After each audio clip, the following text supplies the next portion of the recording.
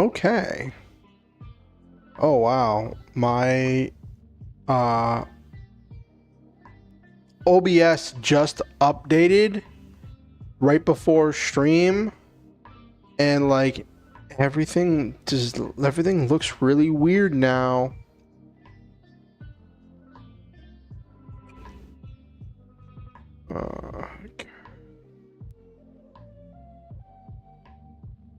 Okay. As long as all my filters are still working on my audio.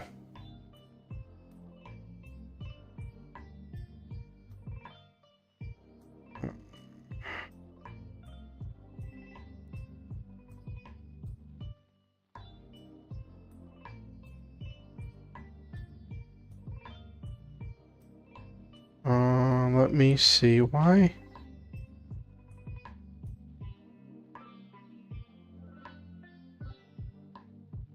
Uh-oh, hold up.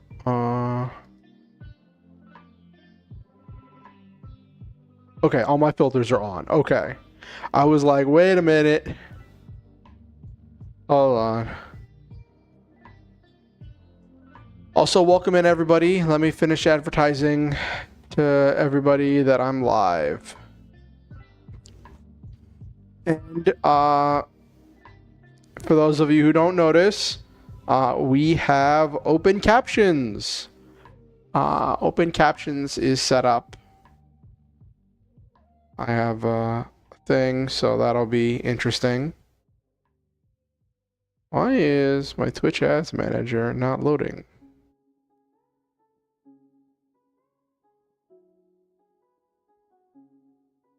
What in the world?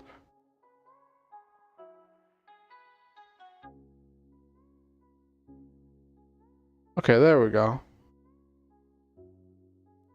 I was like, what in the world is happening? There we go. I just had to reload my settings page.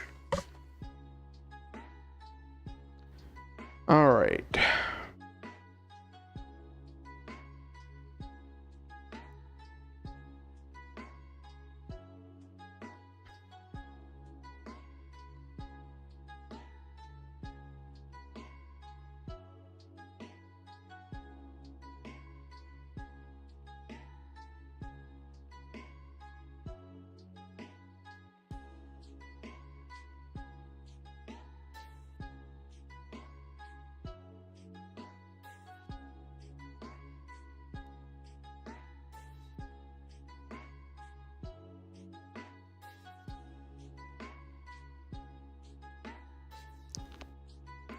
Okay.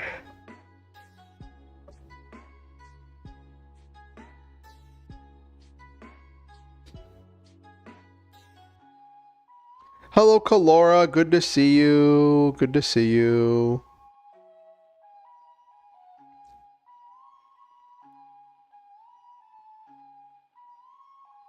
How was your weekend, Kalora?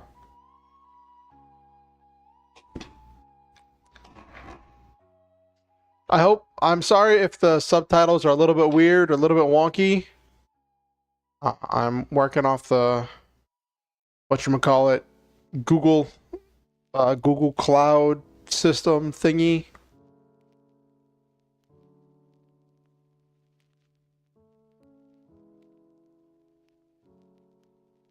But,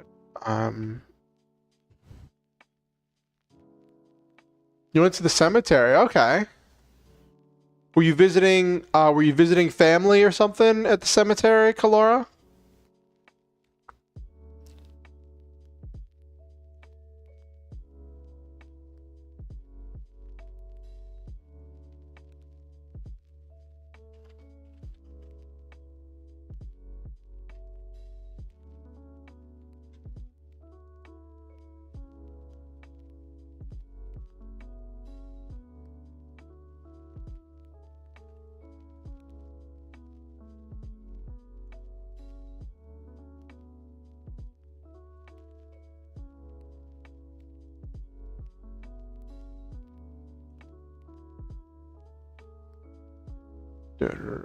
Okay.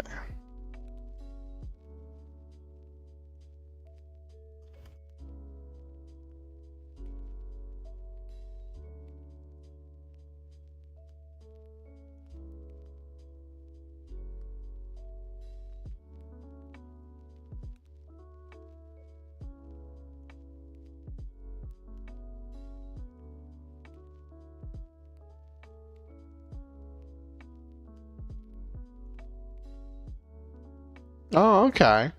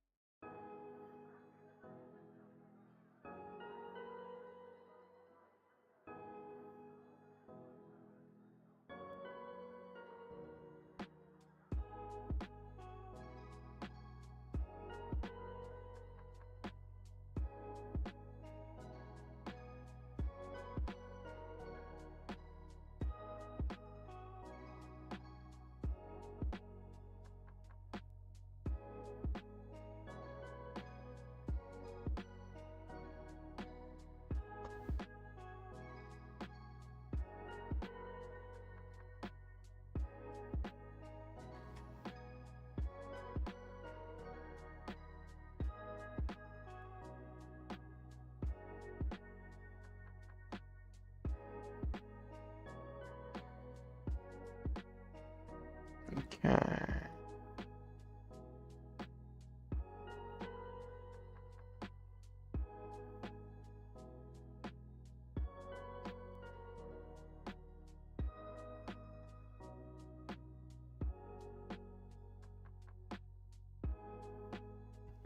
Okay.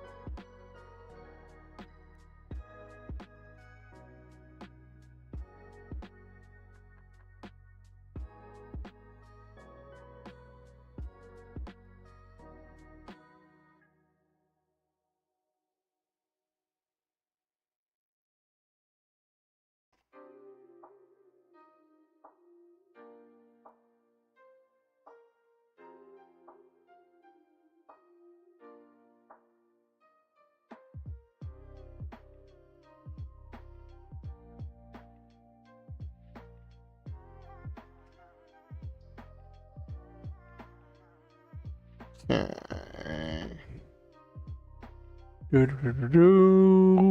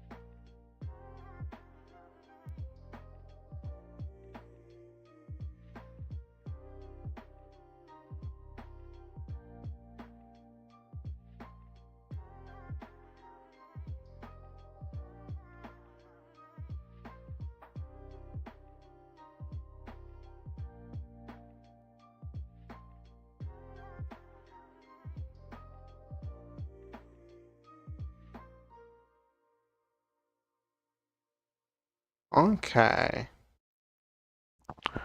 Alrighty.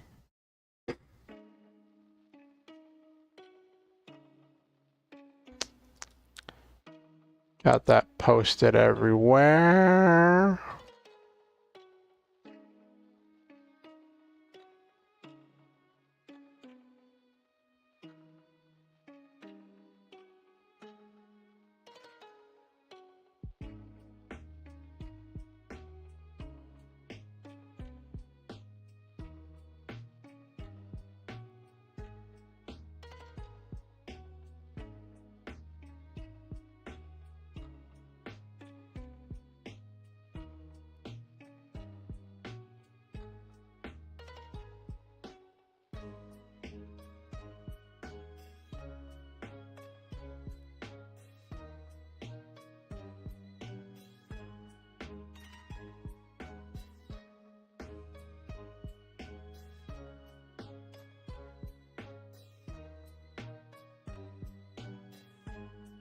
Okay.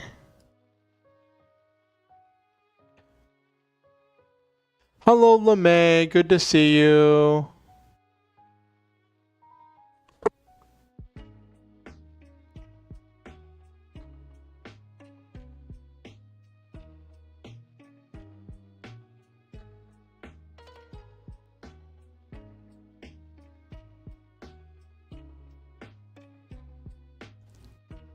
Okay. I think I got posted in all the places I wanted to have it posted. Let's get to chatting. Would help if I booted up my model now, wouldn't it?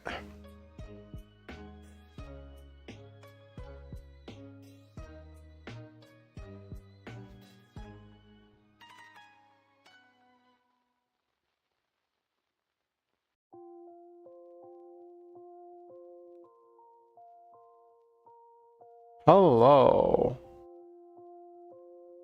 Yeah, it's funny. I almost did a Honkai Star Rail stream tonight. I was like, I could do, because tonight's one of the last nights I'd be able to do and still have people get the thing on Twitch, get the rewards drops on Twitch. I was like, I could do a stream of just chatting and simulated universe and divergent universe and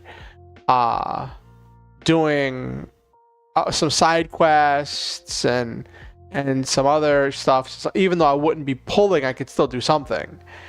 And I was like, I could do that, but I've been doing a lot of those recently. And like that's cool and all. But also there's the fact that like I want to get back to this story at some point, right? And I just felt like I wanted to pick the story back up, and I wanted to finish off this chapter because we stopped last time in the middle of chapter 17 and then haven't really picked it back up since. And yeah, that's a thing.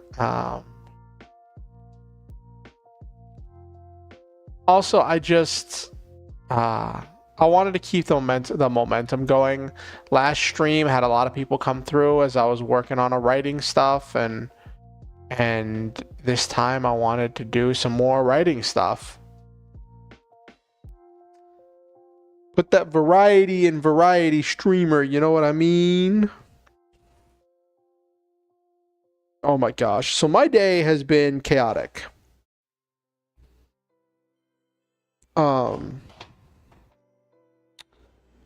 So I mentioned before on Friday's stream how there was a notice left on my door that I owed this this large sum of money, right?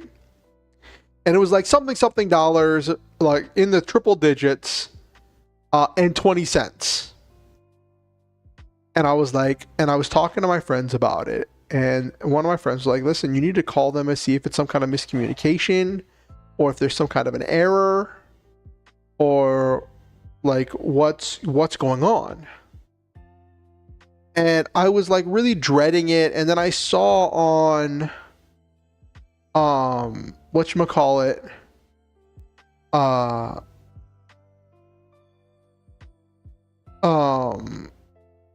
Informed Delivery or whatever, that it was like, oh, you have something coming in from Social Security. And I was like, oh, is this going to be the thing that confirms the appeal?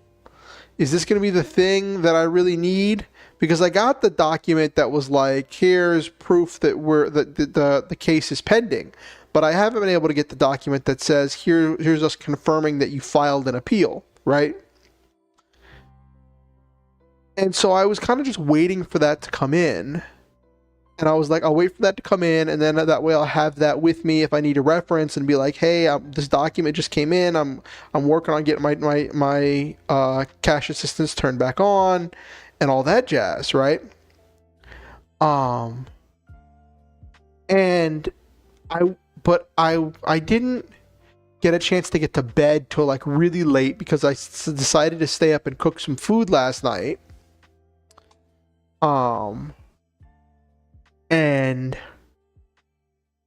that just kept me up till like all hours. And I went to bed super late. And then but I woke up really early, but I was still really tired. I was really stressed. I was really scared. I'll be honest, I was praying hard that something would give, right? I checked the mailbox like 3 times before the mail finally arrived. And lo and behold, chat, the letter that arrived was just like, here's confirmation that your lawyer's office filed for an extension. This is not confirmation that you filed your appeal on time. This is just confirmation that you filed an extension. I'm like, I don't even know if this is what I need. Chat. But I finally got up the courage and I called. And I called them, and I called the landlord's office. Hello, Kimberly. Good to see you. How was your weekend? But yeah, so I finally got up the courage. I called my landlord's office. And they were like, and I was like, what's going on? I just want to understand what's happening. Did you receive a partial payment? Because one of my friends actually put not bug in my ear, but it was like, when I was talking with my friends, they were like, it might be a thing where they might have raised your rent and didn't tell you, or like the notice got lost, and they're like, we've been receiving smaller rent from you, and you need to pay the rest of the rent. But when I told them, it's like, yeah, they're counting it from like the 4 months that it started, and they're like, that's really weird. And I was like, I don't know. And I called them, and they're like, well, let me check your account. And I was like, okay. You had fun? Great, Kimberly. Great. You do anything special? I was like, okay, sure, I'll wait on hold. They're like, can you wait on hold while we check your account? And I'm like, okay, sure. Then, like a few minutes later, they came back off hold, said, hey, I'm still trying to check your account. Is it okay? Like, do you mind holding? And I was like, sure, that's fine. I'm like, I'm fine with holding. Oh, don't give any specifics about where you are. I don't want anyone to dox themselves. But that's cool that you're at the beach. I mean, that's fine to say. I just don't want you to say any more. But I don't want anyone to endanger themselves at all. But oh, you were buying chocolate. That's nice.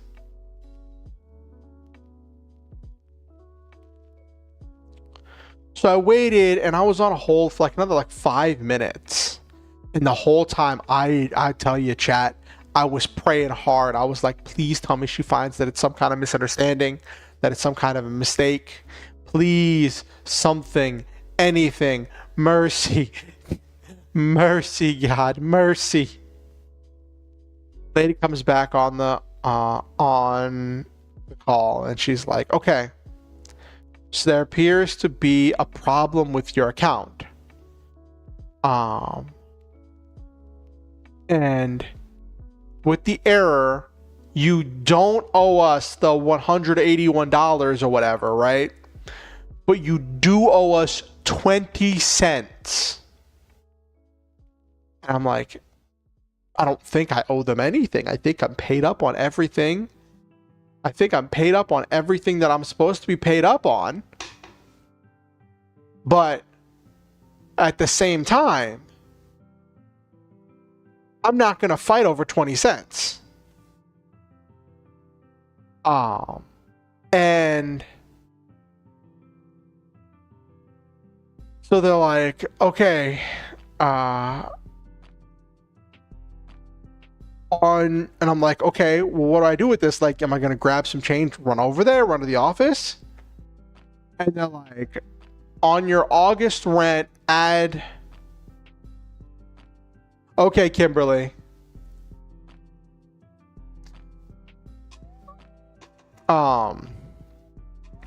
And I was just like, okay. And they're like, for your August rent, add 20 cents to what you pay for rent. I was like, okay. And they're like, if you don't add, if you don't add that 20 cents to your rent will not be accepted. And I'm like, oh, okay. And in my head, I'm like, that's a long way to go for 20 cents. But I'm like, okay, you know what? I'm not going to fight it. It could have been far worse. It could have been far worse. And I was like, okay. And the lady's like, okay, thank you. And then it hangs up. And I was like, oh, I wanted to tell her that she had my name wrong. They misspelled part of my name on the notice. So I wanted to make sure that they had the right name on the notice. And, but the lady had already hung up. And I was like, okay, all right, I guess that works. Sure. Awesome. Outstanding. Hello, Julian. Hello, Julian. How was your weekend, Julian? Though my weekend was fun. I had fun running through some stuff with my Lancer group, and I spent a lot of time resting.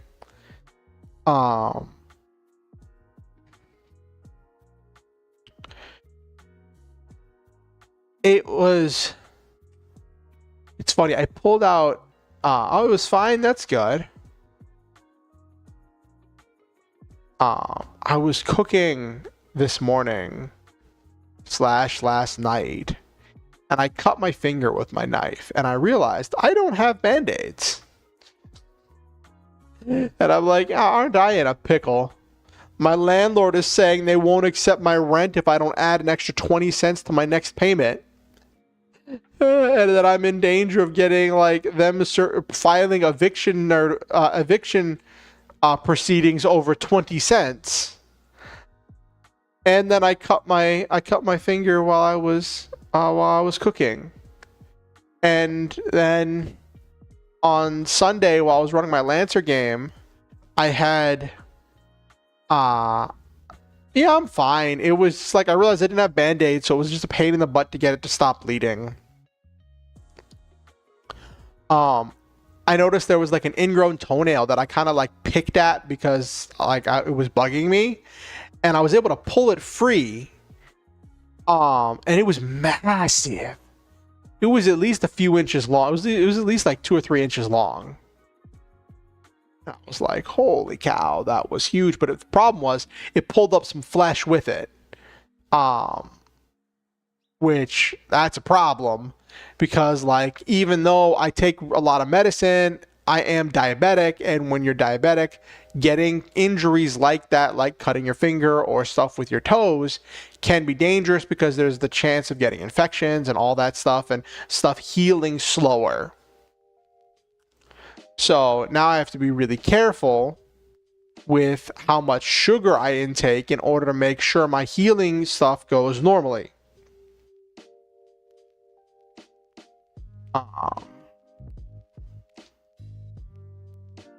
Your YouTube keeps glitching. Oh no, Julian. Oh no.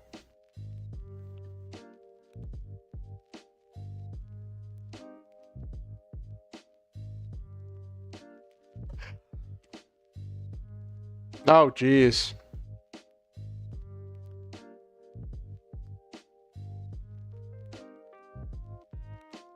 One thing, if you're watching on YouTube, please feel free to like the stream. It helps the algorithm with pushing it out. And getting likes on the stream while it's live helps the algorithm with getting it out in front of new people, which brings in more people, which is really cool. You're watching the new Honkai Star Rail trailer. I saw that the other day, the one for what's her name, Jade, that like talks about the 10 Stone Lords of the IPC.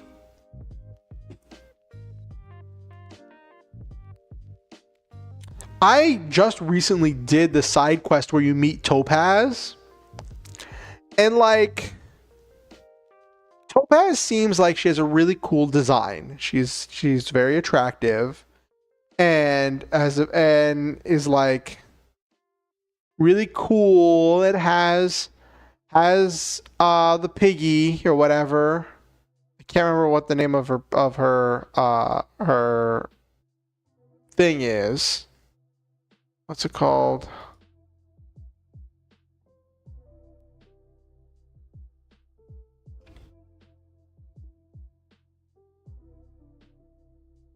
Numby. Yeah, that's it.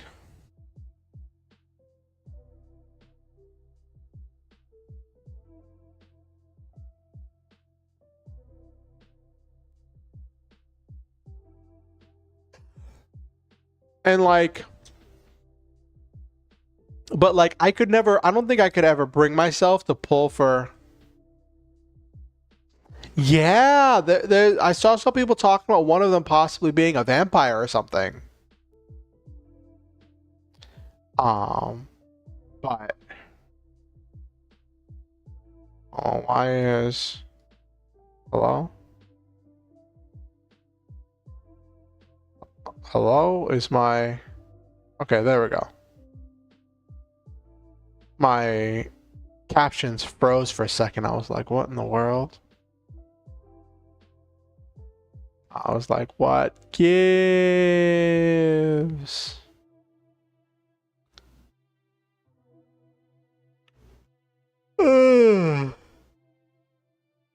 But yeah, the whole thing with Topaz, and like I hadn't really thought about the IPC as a faction before. Like I knew that like Asta's family had connections in the IPC, and I knew like that was what I knew from the Honkai Star Rail lore, and that like the IPC had a bunch of money, right? But then to actually see whatchamacallit,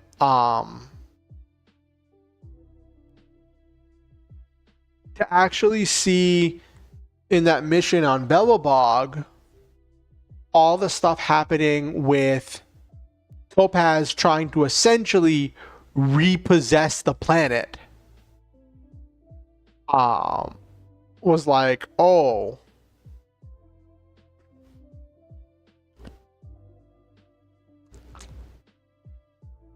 And I was like, that's pretty messed up. Like, yeah, they were able to win Topaz over and convince Topaz to like stick her neck out for them and be like, okay, I'm going to go with an alternate repayment plan that doesn't involve enslaving an entire planet, but then got demoted for it.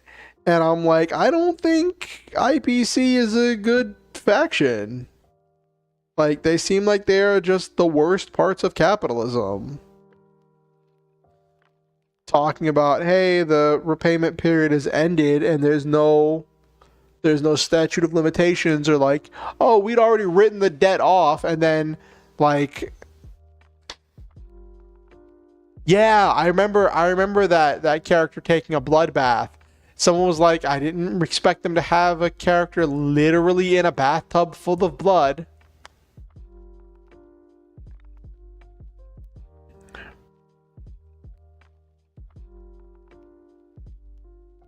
Yeah, it's like I hadn't before the mission where you meet Topaz. I hadn't really thought about the IPC.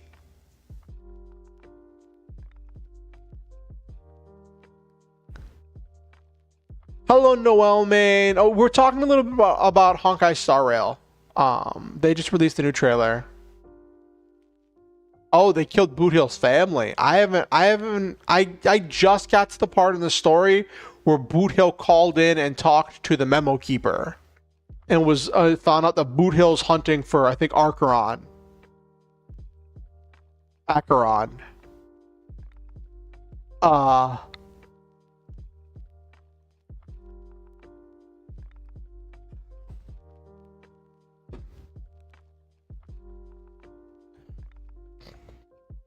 But haven't gotten too much into Boot Hill's backstory. I hit equilibrium level, I think it was like 4 or 5 or whatever. The one where your characters go up to level 70. And I had to start grinding for materials to level up my characters. So I just kind of took a detour and stalled out and stopped the forward progress to go farm for materials so I could level up my characters. Gotta level up, gotta do the traces. And it's really frustrating because, like, I can do traces, I can do the stuff, I can farm the stuff for everybody else except Firefly to a certain extent. I can increase Firefly's skill, attack, talent, and ultimate. But I can't get the secondary abilities. The whatchamacallit, the secondary ability traces, because I haven't beaten the Sunday boss yet. And I'm like, oh, well, rip my feelings. So, my Firefly is completely reliant on,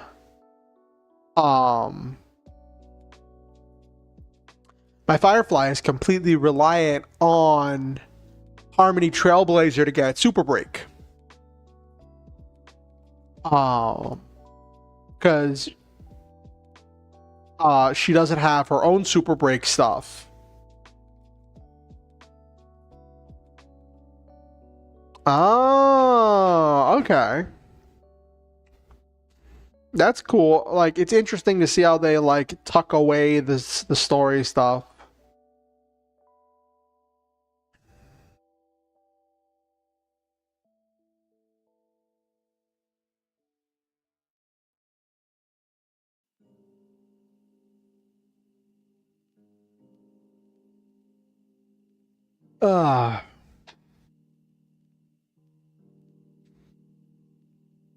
Okay. But yeah, been playing a little bit of Honkai Star Rail, getting some rest.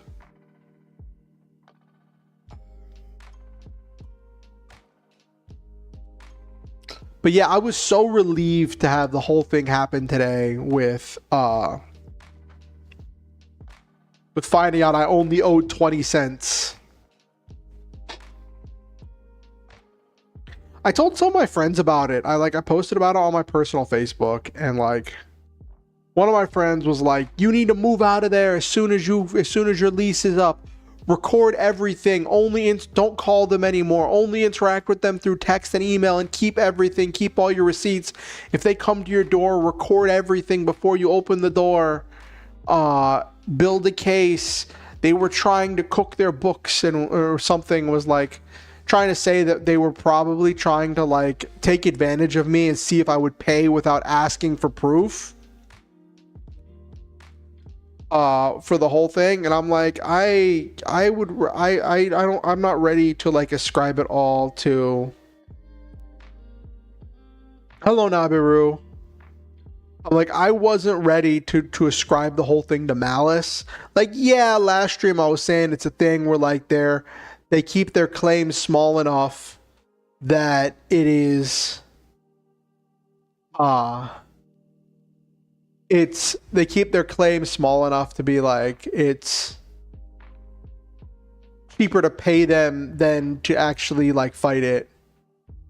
All right, Julian, we'll see you when you come back later. And if we don't see you, I want you to know that I value you. You are a wonderful person and you make this world a better place and you matter. I will see you later, Julian. Whenever I see you, I hope to see you well.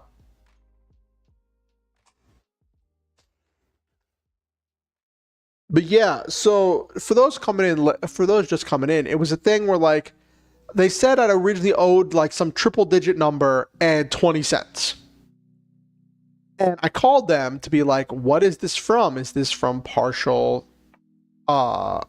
is this from a partial payment?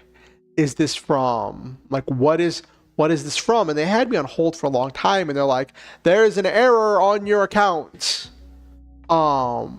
You don't actually owe us that triple digit number. You owe us 20 cents. And I'm like, okay, all right. And they're like, if you don't add that 20 cents to your next rent payment, the rent payment won't be accepted. And I'm like, are they about to reject an entire rent payment over 20 cents? Are they about to file eviction proceedings over 20 cents?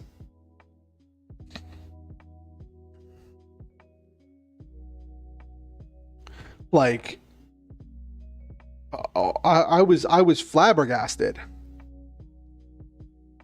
It was a thing where like I was very confident.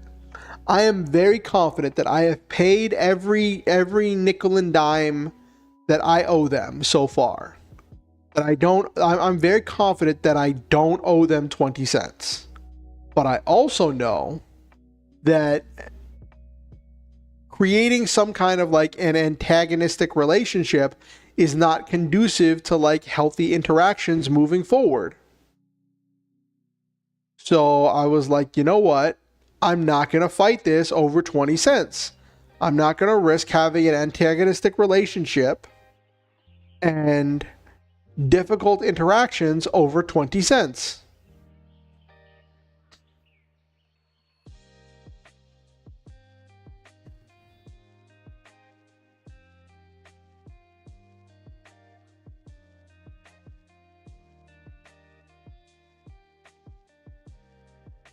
Yeah, it is kind of suspicious, but like I would prefer to hope to aspire to ascribe things to incompetence before I ascribe it to malice.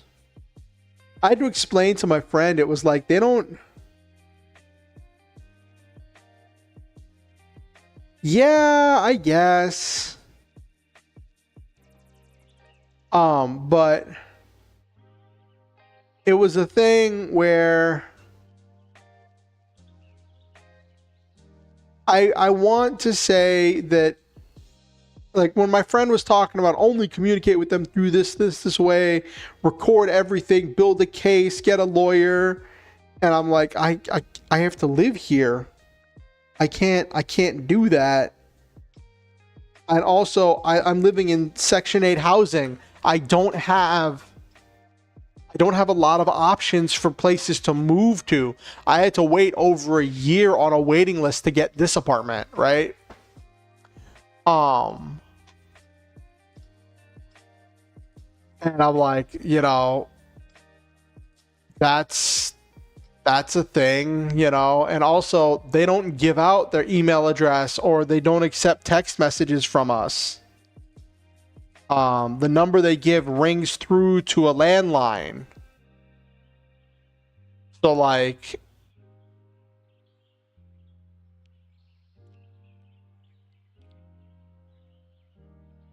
yeah, that's part of it. I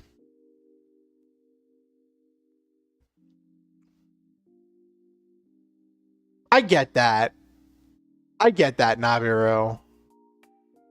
But like, there's only so much I can do.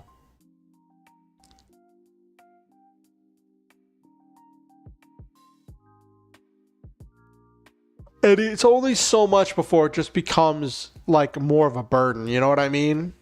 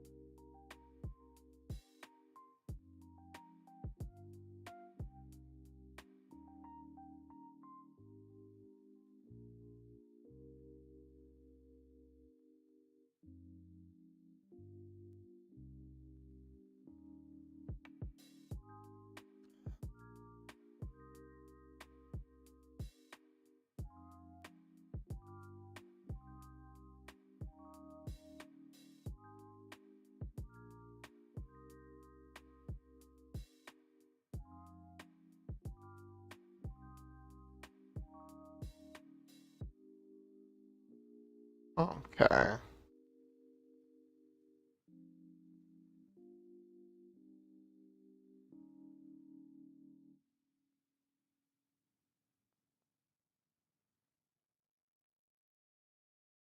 Let's see.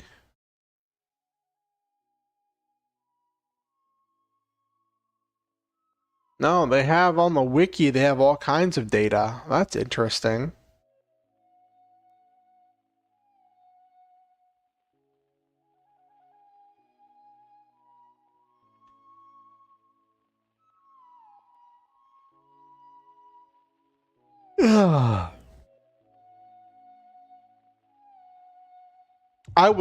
I've been so tired recently. It's just been a whole thing. Like I was debating like canceling stream tonight because I was like, I could just go to bed. I slept most of the day, but I still just wanted to sleep. Part of that's just the fatigue, and some of it's just the depression. Like I slept most of the day, so I should have a lot of energy right now, but I'm just like, bleh. Which is another reason why we're doing a writing stream, because those do not require a lot of energy. And this one will probably be a relatively short writing stream tonight because we're only writing the back half of a chapter. We're only writing the back half of a chapter, probably like no more than 1,000 words writing tonight, just to ease back in. And it's a thing where I want to finish writing Archangel Armor before November. So that way I can walk in fresh to NaNoWriMo. But I realize I have to start working on that now because like this is July, which is 7. So we've got like 4 months, which is like, it's more than enough streams that if I only do it on streams, I should be able to get done with Archangel Armor. But I want to maintain a good pace and have, you know, some spare time where I can do other things. Right? Like, thankfully, we're halfway through. We're more than halfway through the book.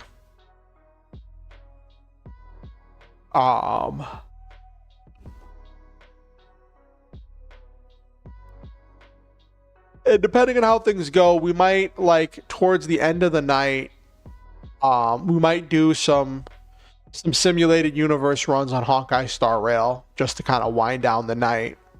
For those of you who don't know, simulated universe and divergent universe are roguelike versions, like ways to play Honkai Star Rail. Honkai style, oh goodness. The captions are funny.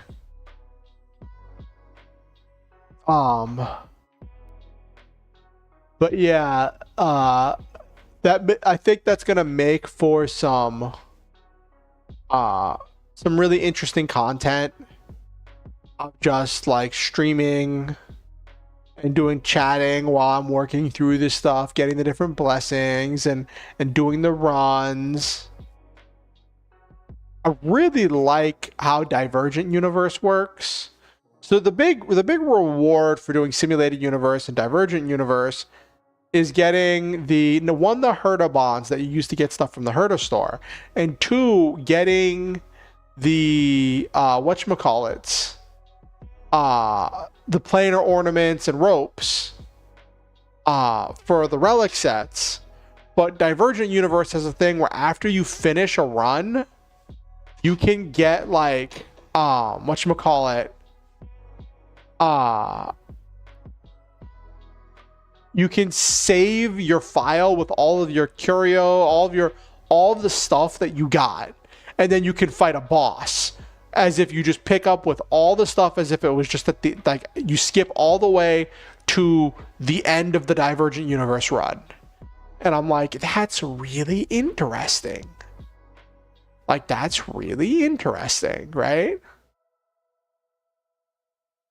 And it makes it easy to do to farm out relics, because you can just skip straight through.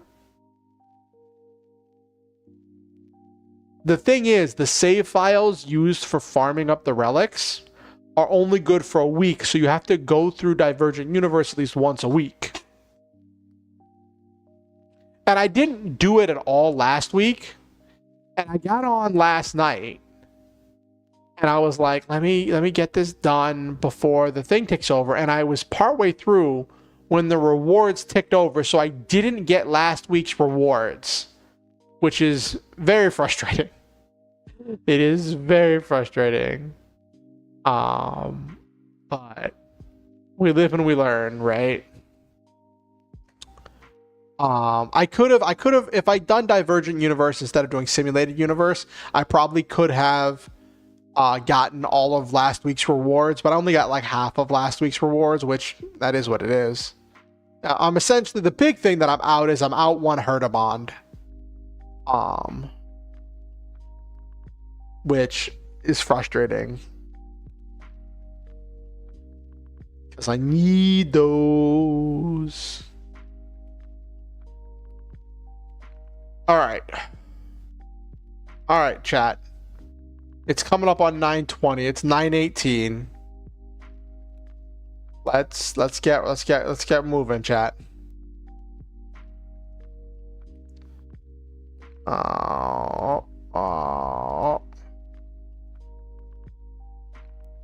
This is also something I've been learning about with NPC stuff for Lancer, and trying to calculate different whatchamacallit, combat encounters has been really interesting. Oh, why is this not showing up?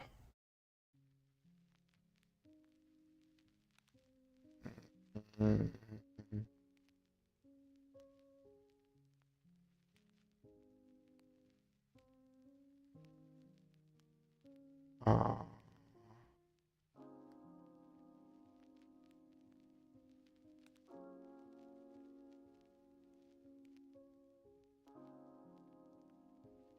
There we go. There we go. Okay. Give me 1 second before we dive into this too deep. I'm going to go grab a bottle of water. I'll be right back.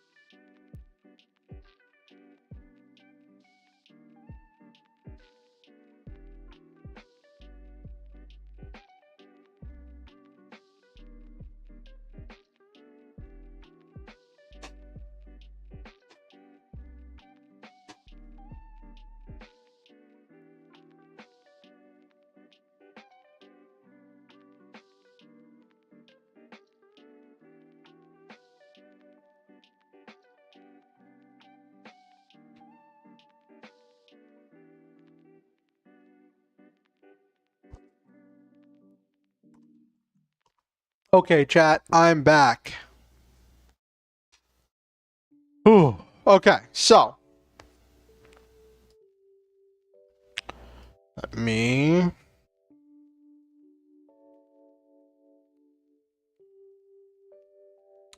So when we last left this story, oh my gosh, I need to get a new mouse. I really just need to order a new mouse. I want to get one of those like vertical mice because apparently that's better for your wrists.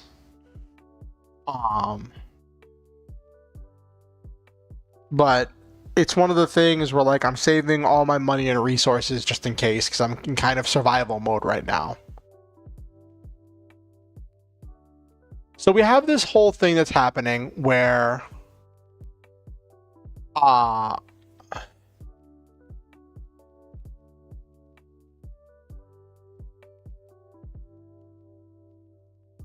they're going to do this whole mission and there's the whole thing about the charging the batteries. They can provide electricity.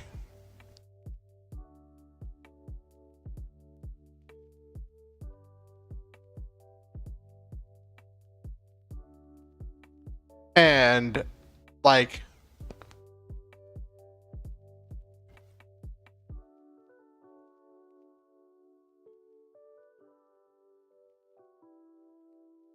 that was the whole thing that's happening here.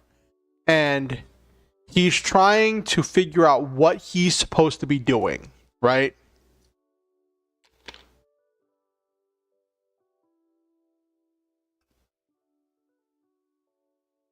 I'm trying to remember what I wanted to have happen here. Oh my gosh.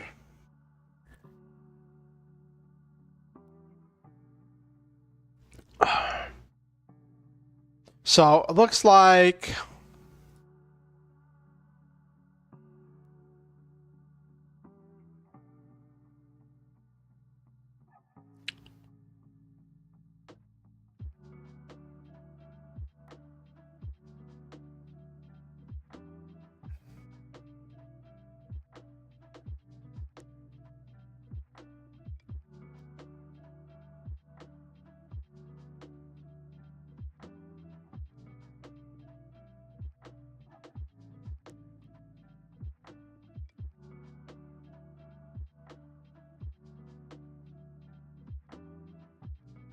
okay, let's see.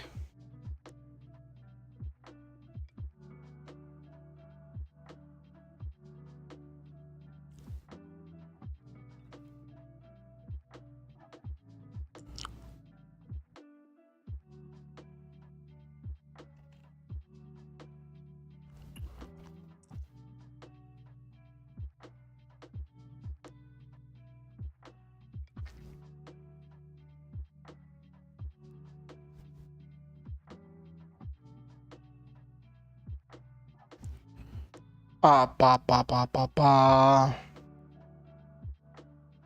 Just reading this. Shop and gear with your transfer and personnel. So speed things up. We're hoping you can arrive there in about a week.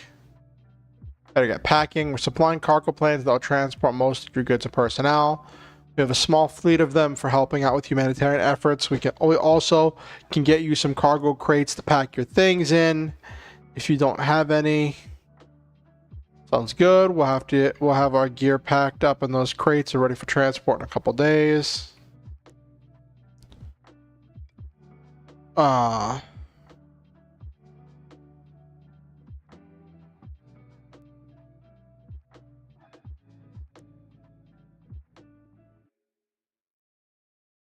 yeah, I have to remember about the rank stuff.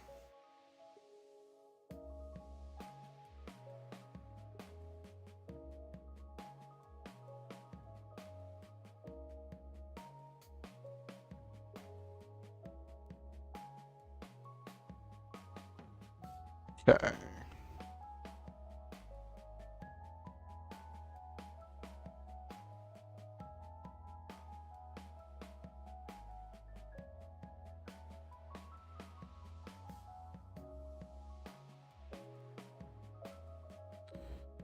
You're back. Amazing writing. Oh, thank you, Kimberly. I'm just going back and trying to reread what I wrote last writing stream in order to try to remember where I wanted this chapter to go. Got a story to work on this stream. Hopefully you can get some work done. All right, great. Hello, Fantasy Shadows. I am going back over a chapter that I started writing about a month ago. I think it was like at least 2 or 3 weeks ago. And this is part of why I like to finish an entire chapter in one sitting.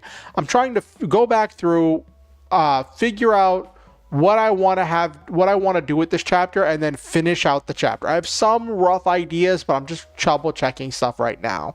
I am a VTuber, aspiring novelist, Fantasy Shadows. So I normally write sci-fi action novels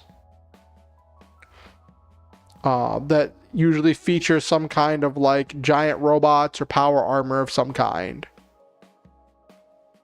Nothing against fantasy. I do dabble in some sci-fantasy stuff. But this is kind of a right with me thing where I have my stuff that I'm working on screen. I talk about what's going through my head. I talk about what I'm doing here. And then I encourage everyone else to grab their own project and to work on their own project at the same time. And that way you can share what you're working on, talk about what you're working on in chat. So we can all encourage each other and bounce ideas off of each other and just kind of have a cool thing where we're just doing some kind of parallel play stuff where we're all working on stuff together.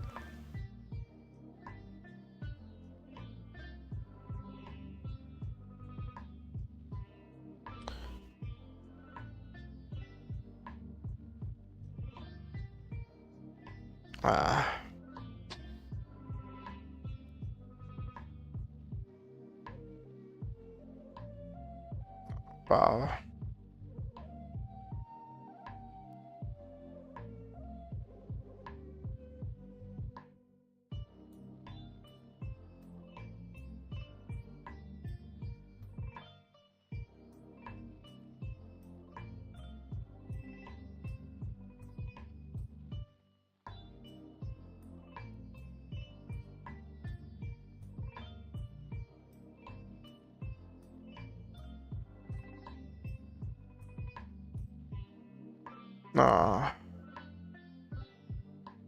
Hello, Forever. Welcome in. Welcome in. It's good to have you. I'm glad to see some new faces. It's very nice. It's very exciting to get some new faces into stream. How was your weekend, everybody? And do any of you have any projects you're working on? Any stuff you're working on writing or creating or art or game dev or anything you're working on? Homework, studying? DIY projects, model kits, anything. I'd love to hear about anything you're working on.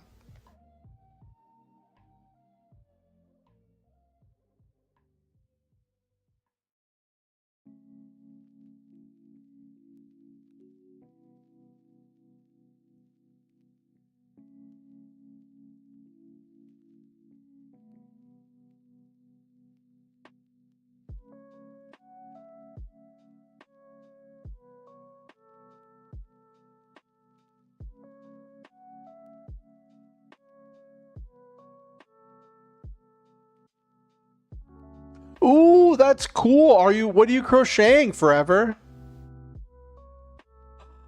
Oh, LeMay! I'm so proud of you, LeMay. I'm so proud of you, LeMay, that you finished your rough draft. And yeah, I totally get that. Taking a break from your rough draft before you edit it. I find it's a lot easier for me to write things than it is for me to edit things. It is an absolute nightmare for me to edit things. I have one partially edited manuscript and I have another one that I haven't even touched with editing yet. trying to get the time and energy to edit, because I don't really like to edit on stream. I might have to break down and start doing the editing on stream. But like, if what I would love to do would be to have like test readers that would like read my stuff and give me feedback, or have like an editor that would go back and find all my grammatical errors and all the things. And oh, that's really cool. I've never heard of a shrug before, but that's really cool. A cropped sweater. Ooh, spicy. I don't know if spicy is the right word, but like, I just picture like a really comfy sweater.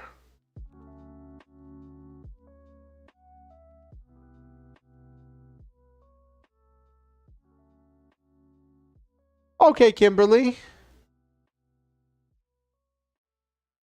But at least you got it done, LeMay. You got the words on paper. You can edit. I'm not saying your writing is bad, but one of the things that really motivated me was this thing that like, you can edit bad writing into good writing, but you cannot edit a blank page. So you got the work in, you got the words on paper.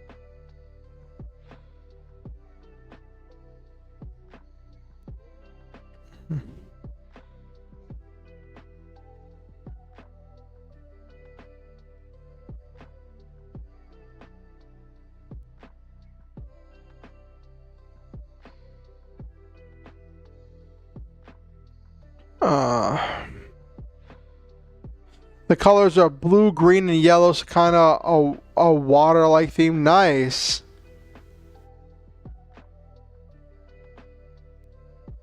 Yeah.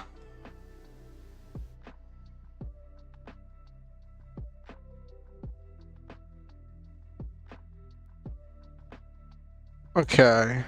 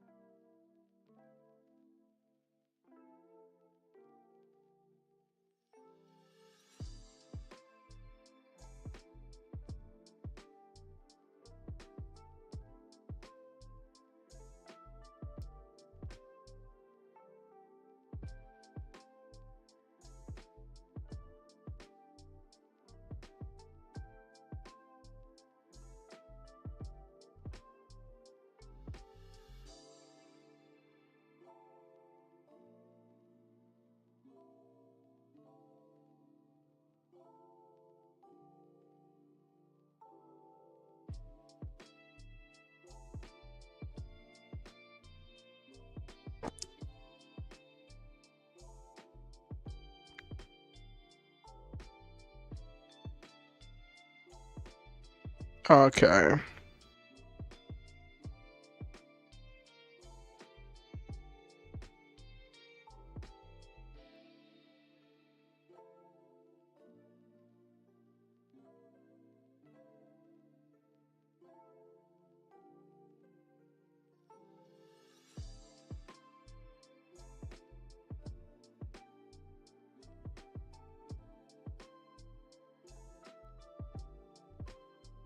Okay, I think I have an idea of what I want to have happen this chapter. So next thing I want to have happen is I want to have the conversation where he interacts with his superior officer, with his administrator. Want to have him interact with his administrator, and then have the call from Lisa. And then I'll end with the call from Lisa.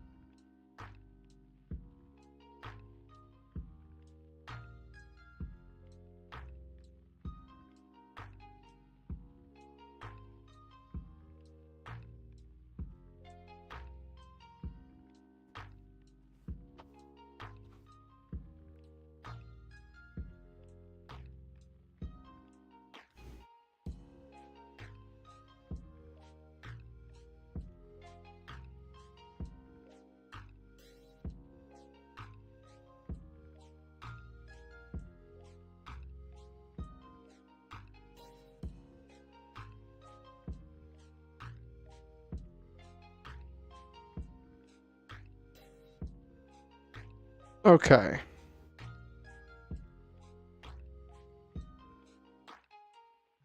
Administrator needs to have a silly name.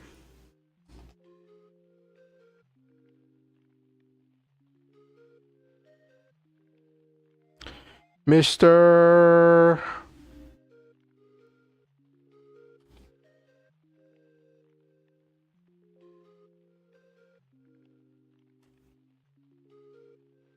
All right.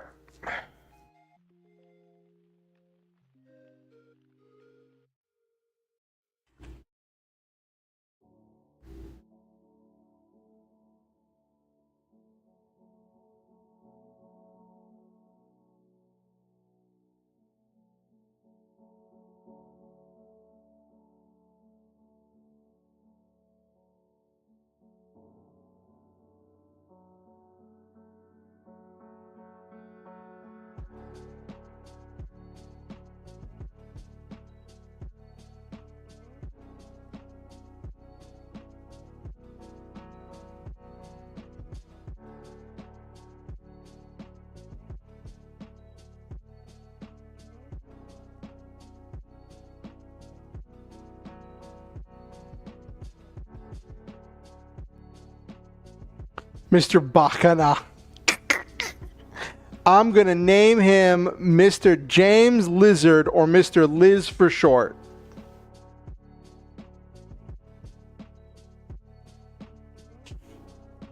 Oh my gosh, Nabiru.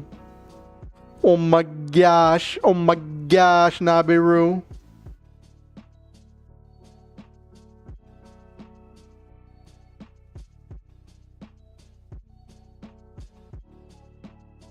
What do you what's your theme? What are your themes? Noel Main.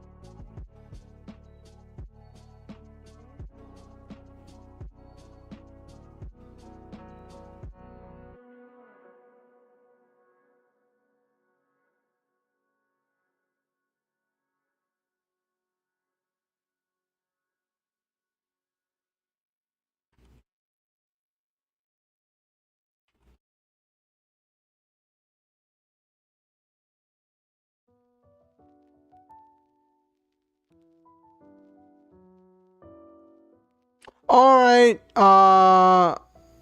Good night, Kimberly. It was great to see you. I hope you have a wonderful night. And Kimberly, I want you to know that you are an important and you're a valuable person. You matter. You are deserving of happiness and good things. and you are worthy of love, and you are important. Have yourself a wonderful night, Kimberly.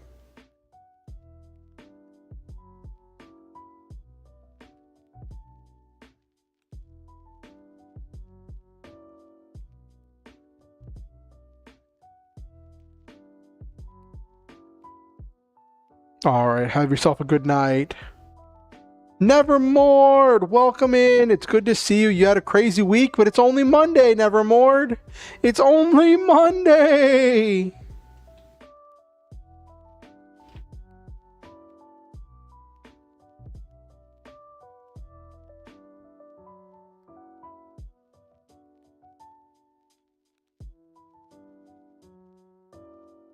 I'd prefer to not delve into political stuff too much, if at all, Nevermore. Just because that's a big powder keg, and I want this to be a place of positivity. I want my community to be a place of positivity where we welcome and love each other, and where we can kind of find a place of positivity in the dark world around us. And I do not find politics to be a very positive thing to talk about.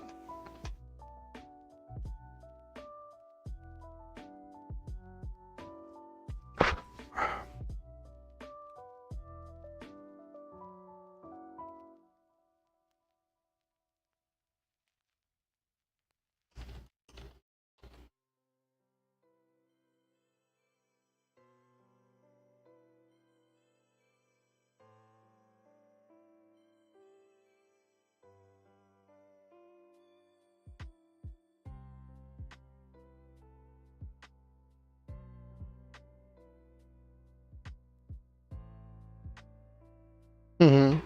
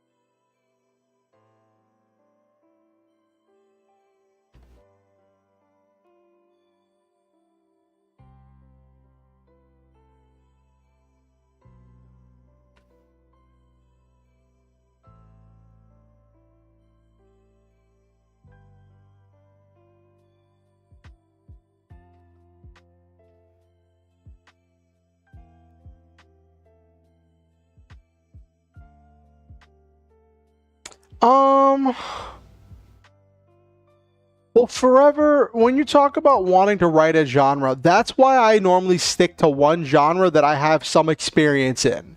I've read and watched a lot of material in that one genre. I like mecha. I like sci-fi, space, giant robots, little robots, power armor, jets, special guns, motorcycles. I like stories that feature that mechanical technology as a core part of the story.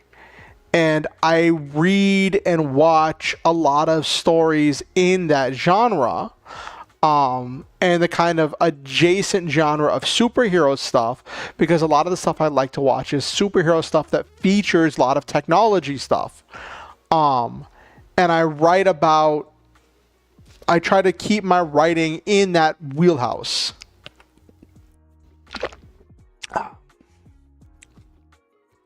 But yeah, I get what you mean about wanting to do more research. I remember someone said if you want to write a successful book in a specific genre, read other successful books from that genre to get some ideas, not to copy them, but to see like what it is that people are looking for from those genres. All right, let's see what we got here. Noel Main says, it's a fantastic adventure story. It takes place in a world without humans.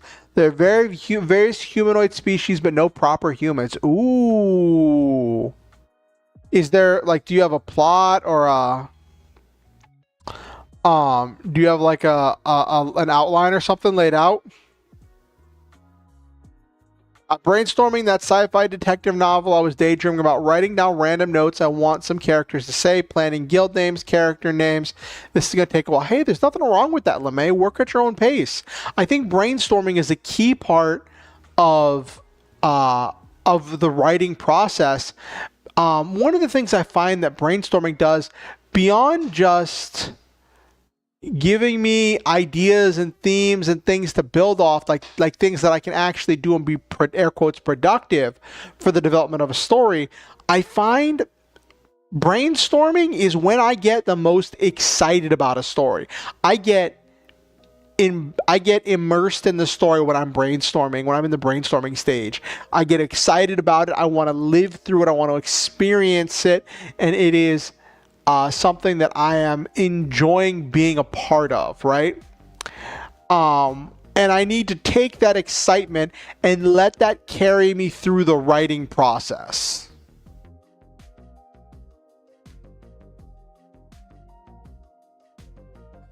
I get that. Problem is I read and watch a little bit of everything, fantasy being the main thing, and for a class I had to write a mystery crime fiction as a group, and I'm kind of hooked on the idea. Hey, I would definitely suggest looking for some mystery crime stories to read. Maybe not full novels. Maybe look for some short stories. You could do some of the old classics, like maybe some of the old whatchamacallit,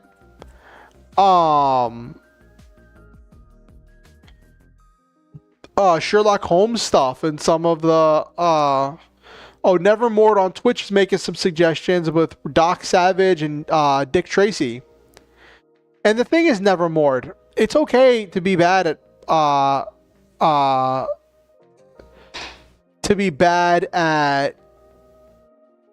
plotting, right? I don't think it's about being bad at anything as much as it's just a skill set. And one of the most revolutionary things for me with joining and interacting with the online writing community is finding out that pantsers and plotters are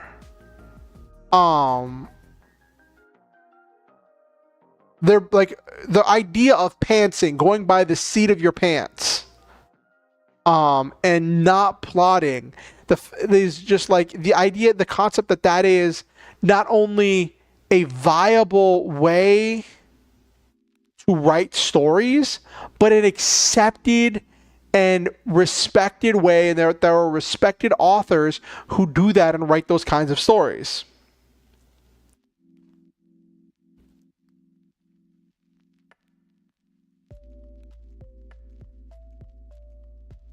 No problem, Forever. No problem, no problem, no problem. Hey, there's nothing wrong with that, Nevermore. You work with what you've got and do what you can with what you've got. LeMay suggests Nancy Drew. LeMay suggests Nancy Drew.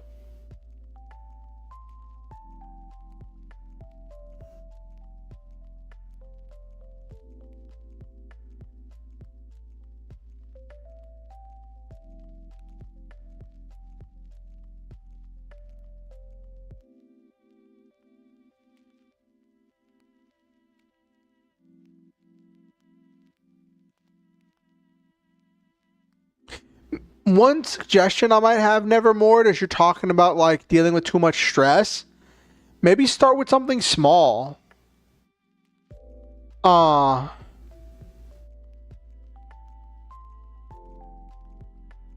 Maybe start with like a small project.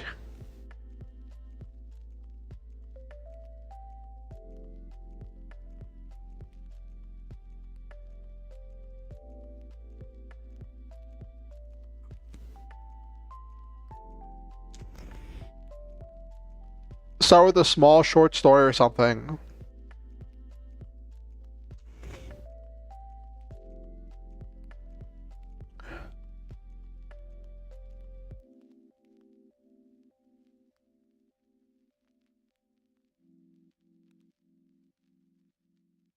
What's horrible?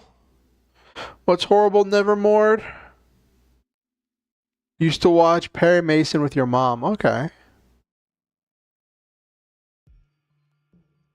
Okay.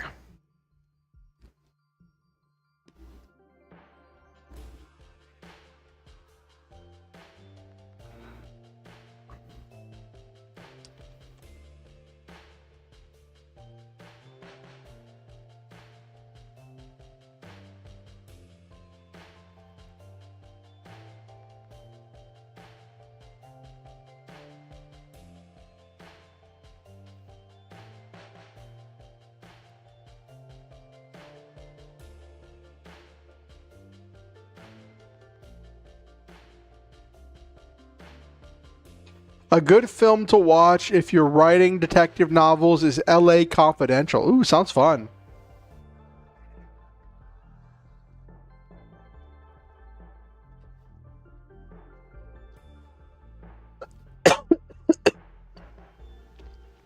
Oh, got Russell Crowe in it. Nice.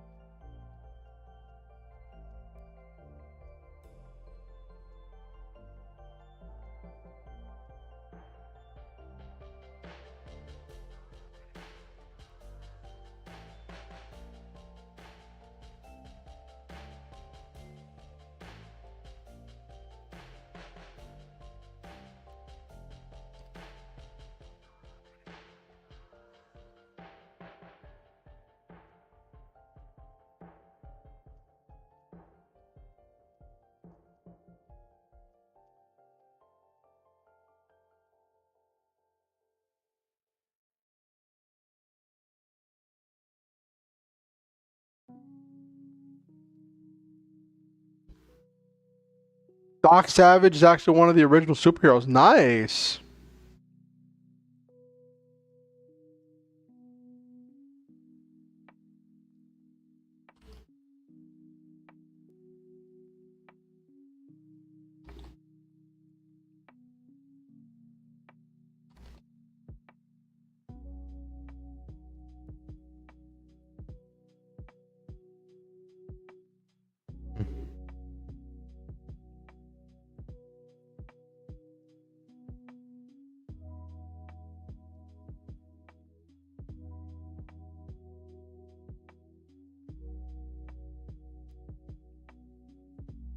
Okay.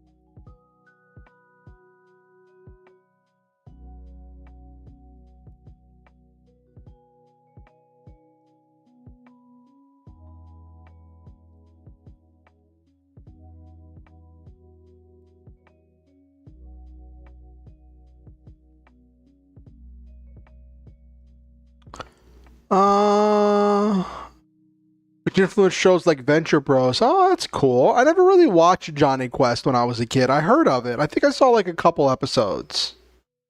The plot follows the journey of a young guy named Aldebaran. He belongs to a species called Eshar that, on legends, was created from the calamities of the old world. Venture Bros is pretty much a riff on Johnny Quest. Oh, okay. Let me look this up.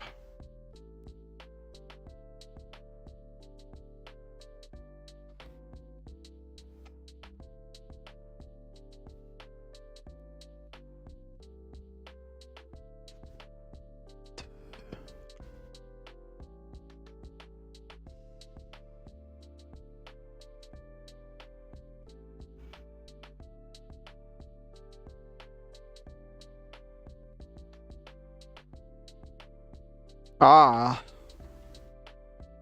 I just looked up Doc Savage. Looks interesting.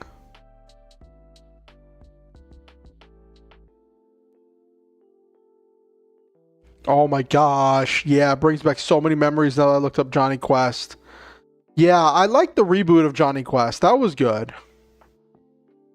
Okay, speaking of classic cartoons. Speaking of classic cartoons. Do you know what I have been fiending about recently, chat? Voltron. I have been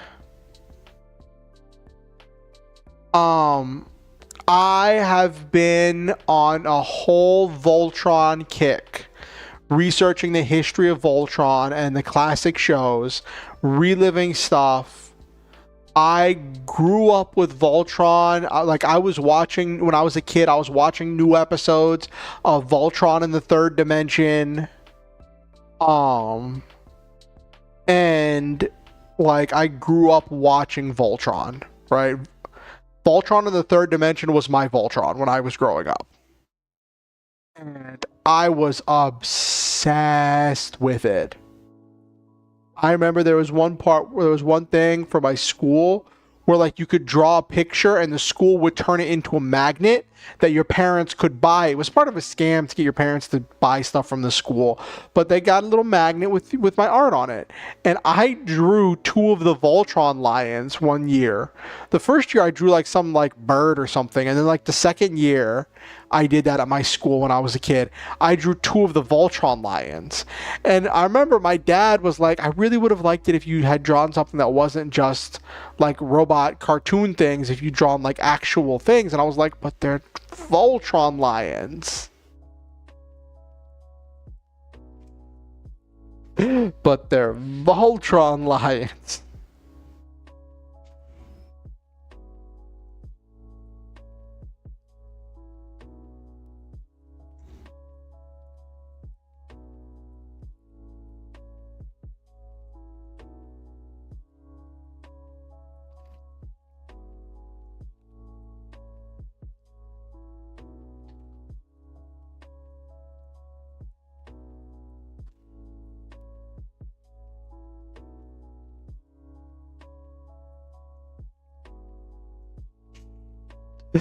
It was a silly thing. I have always loved Voltron, which made it really frustrating for me trying to get into Voltron Legendary Defender, the DreamWorks one. Like, they changed so many things to the story and how they told the story and what they were going for, that I was like, if you had just taken the original Voltron cartoon and given me updated artwork and like even kept the same musical score or like remastered stuff for the original Voltron cartoon, I probably would have loved it.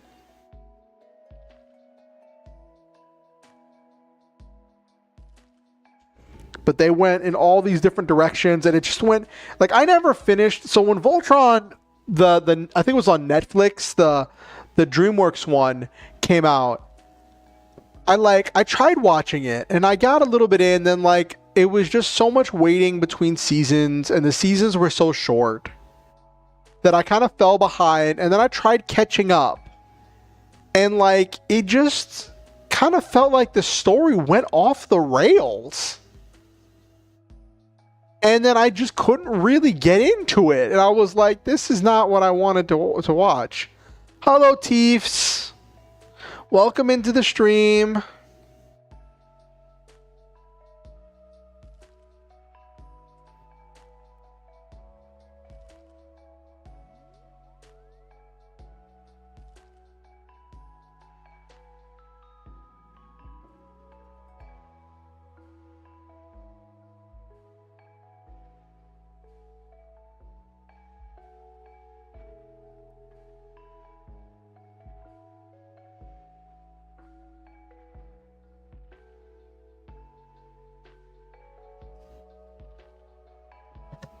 How are you doing today, Teefs?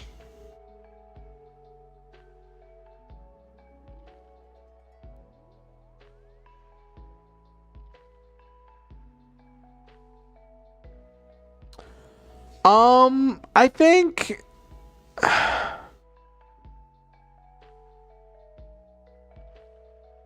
it's sad when that happens, but that's when you gotta simply enjoy the that new people are finding the fandom. Yes, forever. You definitely hit the nail on the head with that. That like, I am glad that I'm glad for people that enjoyed Voltron Legendary Defender, and I'm glad for them that they got to have that experience. And it was funny when I was doing research on stuff, because I was on a Voltron kick recently, right? I found out there was the Voltron cartoon, then Vehicle Voltron, then Voltron Fleet of Doom, and then there was Voltron in the Third Dimension, which was what was coming out when I was growing up, right? And then I found out they made a sequel series to Voltron in the Third Dimension called Voltron Force. So then Voltron, Vehicle Voltron, Voltron Fleet of Doom, Voltron in the Third Dimension, and Voltron Force all take place apparently in the same continuity. And I'm like, that's really cool. But I never really watched Voltron Force. So now I'm like, oh, maybe I should go back and watch that. And Teefs, when you're talking about motivation, that's a hard one. Honestly, for me, I set a streaming goal where like I'm going to stream on certain days, right? At certain times. And then I'll do my writing a lot on stream and talk my way through what I'm writing and kind of have this collaborative thing with chat where as part of my creative process, I will really just chit chat about like what I'm thinking about and talk my way through my ideas. And that's one of the things that helps me work on things. But that's about the actual writing. But the motivation and starting the novel, I think one of the biggest things for me is having some good brainstorming and like daydreaming sessions where I let myself become immersed in the story and excited about it. I think about maybe I don't think about all of the plot structure and the themes and ideas. I think about the really cool scenes I want to write and let myself get excited about the emotions and the things that it'll represent. And I just let my imagination run wild as I just run with a lot of stuff. And then while I'm excited about it, I'll sit down. I'll usually do a stream for it, where I'll start like brainstorming and I'll putting ideas down on a notepad document. And then the thing that helps me with actually doing the writing has been having a really strong outline. There's a method by Katie Tastic called the 27 chapter method that I swear by when it comes to writing my novels. Makes me sound like an actual writer when I say it like that, but I have a link to the video where she explains that idea in the description of this stream. If you want to take a look at that. She is a great content creator and writer. Actually, I haven't really read any of her stuff, but I presume since she came up with that idea that she's a great writer. It's funny, I found out about the 27 chapter method through someone else. And then it wasn't until later that I found out that Katie Tastic was the one who developed it. And like, I've never had any interactions with her at all, but like, I still like direct people to her content because she developed the method that's like was crucial to me for being able to write things. And I thought having a strong outline and doing an outline session where I just put down notes for each of the 27 chapters really helps. So that way, when I sat down to write, I could look at my outline and say, okay, this is what I'm writing today, and then let myself explore that idea, and then I try to write an entire chapter in one sitting while the idea is still fresh and while it's forming in my head. And then it's about just getting the stuff down on paper and then dealing with a lot of the editing stuff later. One of the ideas that I really like is this thing that you can edit a page of bad writing to be a page of good writing. You cannot edit a blank page. So getting something down, even if it's bad, is better than nothing.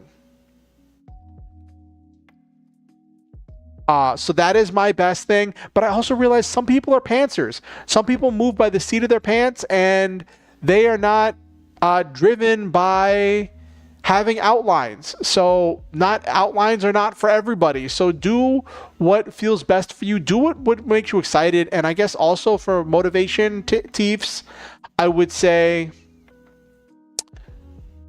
follow your motivation. Maybe not. Follow your excitement. Do something you're excited about. And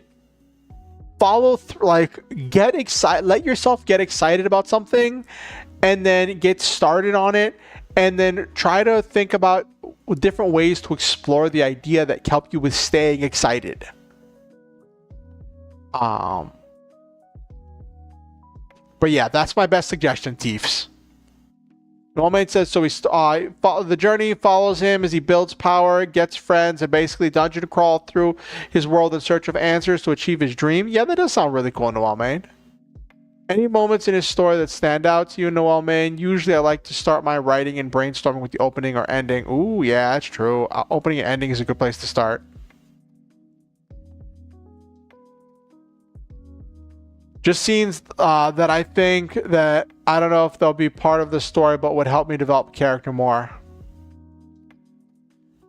I also like having like cinematic scenes in my head where I'm just like, this is a really cool scene. And letting myself get excited about those scenes, then finding ways to incorporate those scenes into the story. I like to think about the scenarios. I'd say one of the best moments would be the save the cat moment. Basically, he saves one of his enemies from falling off a cliff. Aww. The outline sounds like a really good idea, even though I haven't seen the video yet. I'm trying a different kind of outline from a different YouTuber. Oh, nice, Forever.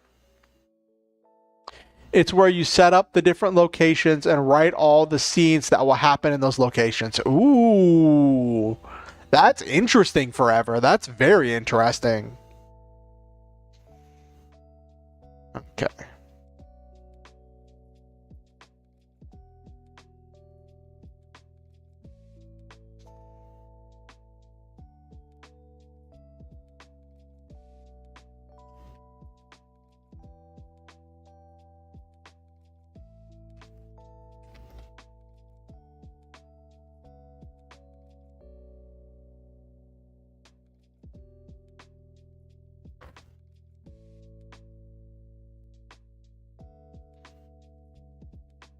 I'll be honest, Tiefs, different people operate on different methods, but for me, I have always been a better typist or whatever, than I have been a writer. Like handwriting or I don't know if there's a word for that, but like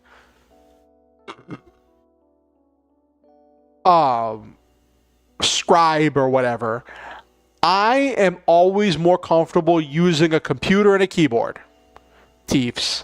That is what I am always more comfortable with, is just writing with a keyboard. Give me a word processor.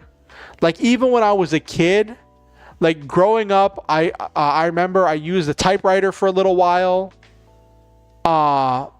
And then before computers were really a thing, my parents saved up and got, I don't know where they got it from, this thing. It was an early computer. It was a word processing unit where like you would type out the document on this like tiny screen, right? And then you could edit the document in the thing, right? And then after you edit the document, you would like press print and it would print it like a typewriter. So it was like an electric typewriter, but like you could edit the document before it actually typed it out, instead of it typing it as you went. And I grew up with using stuff like that, and then I moved from that to computers, just to show you how old I am.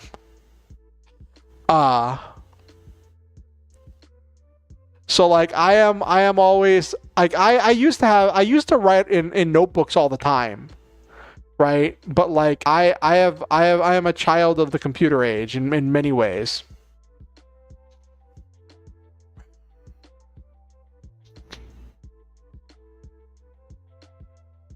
Yeah, that's also true forever. One of the other characters that accompanies Orion's journey is Callan Agen. He got a lot of family issues and basically adds to the drama of the story. Nice.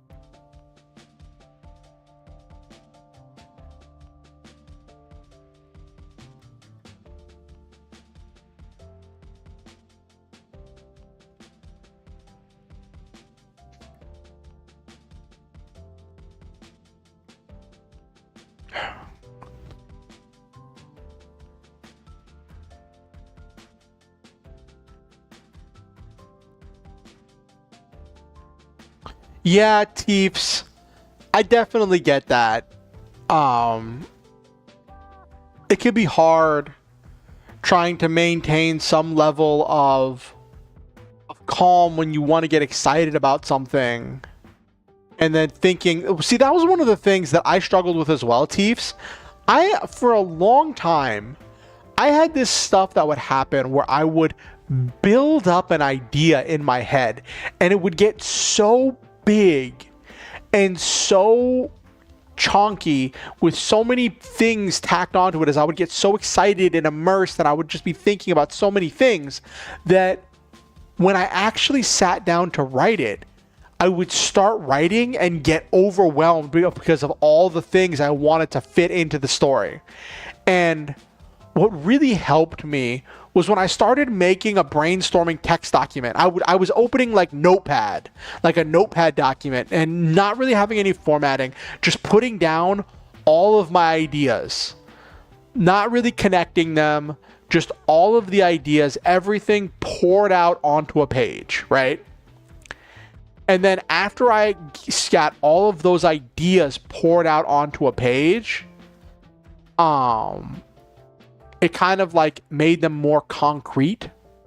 And then I could take those ideas and put them into an outline. And then when I had an outline, I'm not trying to like shove outlines down everybody's throats or say you have to use an outline or whatever. But for me, having an outline meant when I made an outline, I could take all of that. Oh no, Kalora, not the tornado warning. I hope everything's okay. I hope you're safe.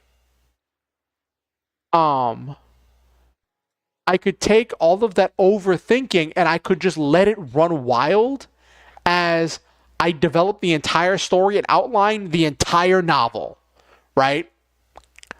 And then a lot of times after I did the outline, I would start thinking about the next novel or whatever, right? But what happens for me is that I do the outline, and then when it comes time to write, I can let myself overthink and get excited about one chapter at a time. So then I start overthinking and hyperfixating on one chapter and whatever's going to come in that chapter and getting lots of ideas for that chapter. And then I sit down and then I write that chapter and then I think about the next chapter. And I kind of just go one chapter at a time. I know there's different ways to write, but for me, writing sequentially like that helps me with staying on track. I'd say he's one of my favorites. He's got an extrovert personality and has trust issues and a short temper when it comes to family. Callan also is a horrible liar and cannot stand selfish people. Ooh, nice.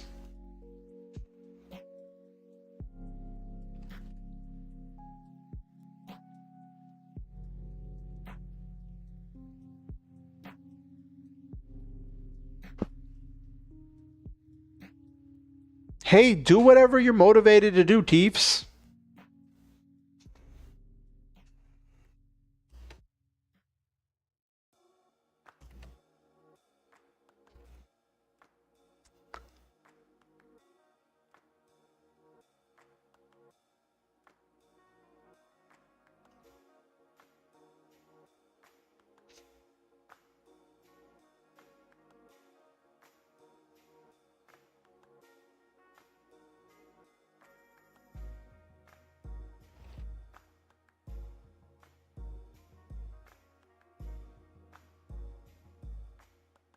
Oh, that's so rough. Oh, you're chilling in the basement, Kalora? That's good. I'm glad. I hope that you stay safe.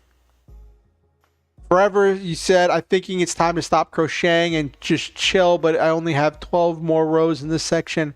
Oh, that's so rough.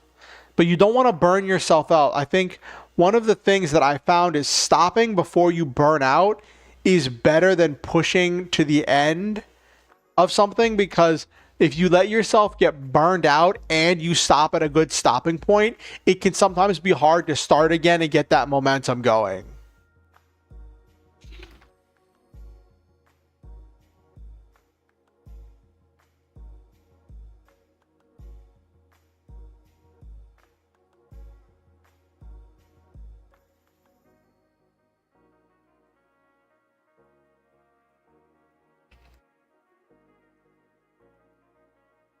Yes, and before you break your wrist, definitely.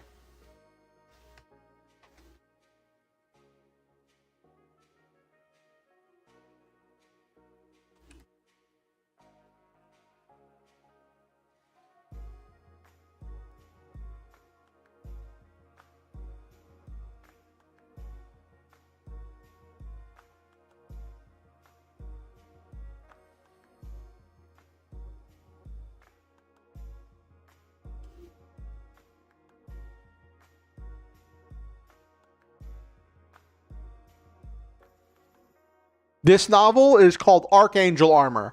I realize I haven't told any of the new people about this novel.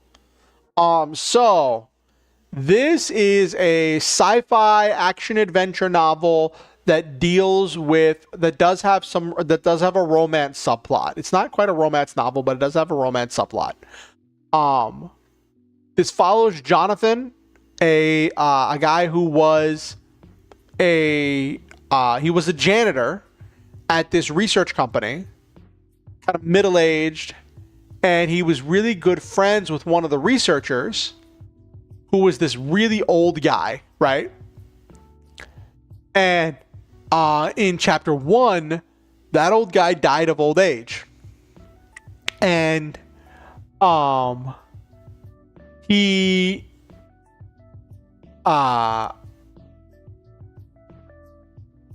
found out that the old man had made a request of the company to take Jonathan on as a full-time employee instead of just having him as a janitor, and to make him the new test operator of their new super suit, their new power armor, which is a special strength-enhancing suit that uses this new power generation system called the Brave Drive that draws power from strong emotions and turns it into electricity in order to power the suit. There's other technological stuff in the suit as well.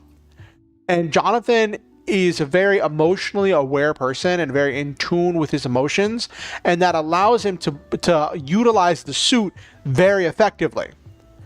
And a lot of stuff unfolds as they get caught up in this kind of not conspiracy, but in this conflict, where they start getting attacked by these beasts, these like mutated monstrosities, and they have to figure out who's sending them, why they're sending them, and what they're going to do about it.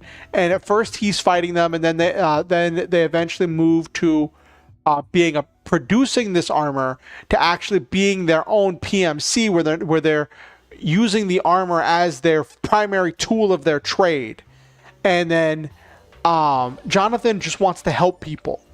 He just wants to help people, and he's always defined himself by his desire to help others. And for the first part of the story, it talks about him wanting to help others and how that caused him to become friends with the researcher. And now where he's trying to help others with this armor, right? And how other people start using the armor, and he becomes a leader, and he gets promoted, and he's helping with training people, and he's trying to become a force of good. And at this part of the story, he's dealing with this kind of existential crisis because he's wanted to define himself as a force of good, but he's been assigned to guard this charitable organization that is building hospitals and schools and developing generic medicines and developing technology and resources for third world countries and all this stuff. And he's just feeling like, what have I been doing? You know? And at this part of the story, what's happening is he's talking to his administrator and saying, hey, is there any way we can take this technology and market it to wider communities? You know, the system in the Brave Drive that powers our armor could be used to power cities or to power houses, right? And his administrator is telling him essentially, we had analysts look at it, and the most efficient way to distribute this is to have it incorporated through torture places or through prison systems. And we don't want to be associated with that. We'd like to think of ourselves as a good guy company, so we are not going to put that out into the world. We're going to keep the lid on this, and we're going to hold on to this for as long as we can to stop that development, in the hope that whenever it does get released into the wild, that the world is in a better place and is more able to accept it and not delve into depravity and human rights violations to generate power.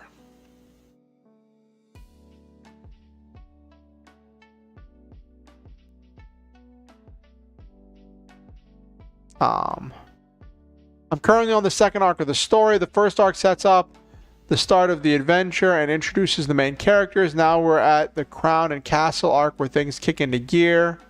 Introduce some villains, more companions, and the main group takes on a castle full of monsters. Ooh, nice. Nice. Let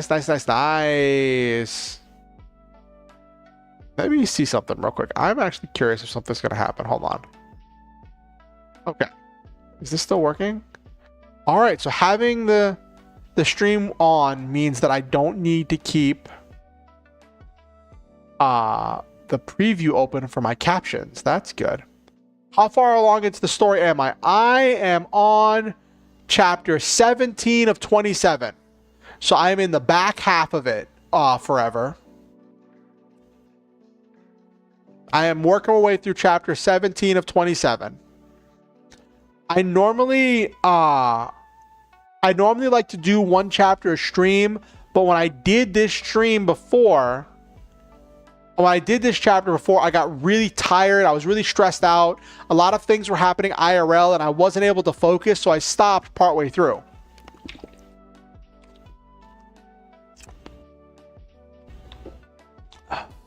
Yeah. The novel you're working on slowly is called Midfield. It's a fantasy. Oh, that sounds really cool, Teefs.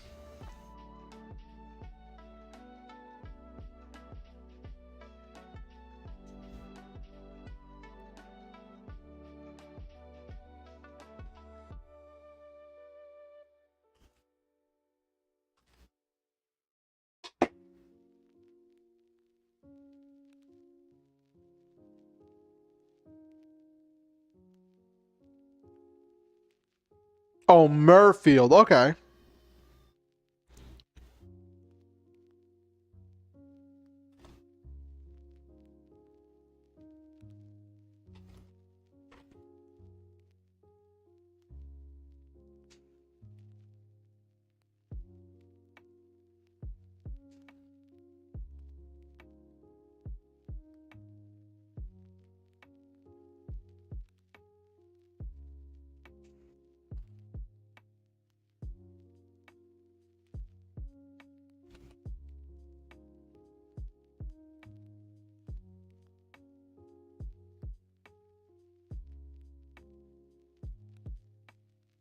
Hey, sometimes you get the motivation takes you in different directions forever. I've had multiple projects that I've started and just dropped because my motivation just wasn't there. I used to do a thing where I was trying to write like every single day, 7 days a week, 200 words a day, right? That's where I started. And then I built up my energy to like be able to write more, but now I just do a few, like 2 or 3 writing sessions a week for like multiple thousands of words a session. And it's just been a thing about building up momentum, and it kind of Nabaru calls it my training arc.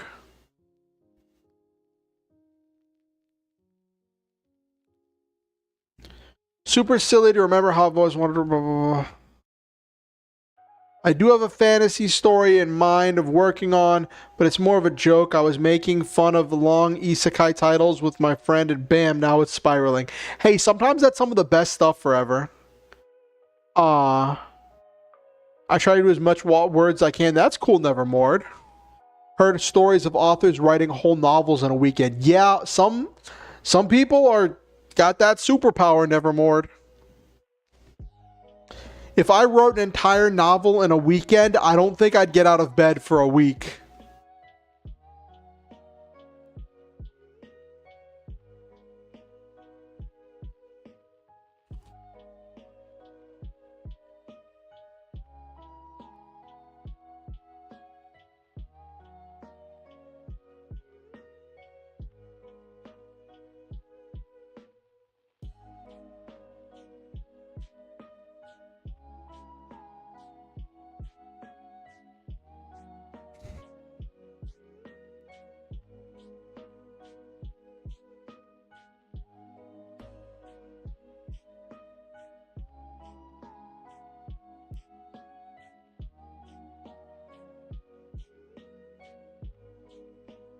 It has 4 main characters with their own respective stories. The story I'm focusing on is one of my main characters named Huin.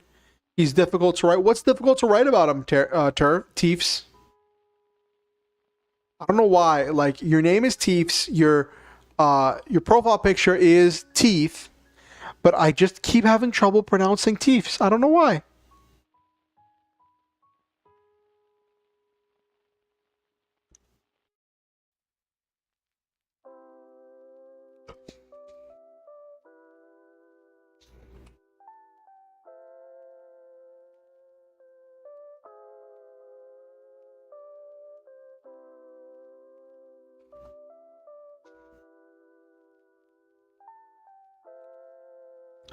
Gotta say, came up with say the title I came up with, because who doesn't like a good cringe isekai? One day a dying bug finds herself as a cute anime girl in another world. So the bug gets isekai'd into being a person. Oh my gosh. Do you know why they have such long names forever? It's actually really funny when you find out why.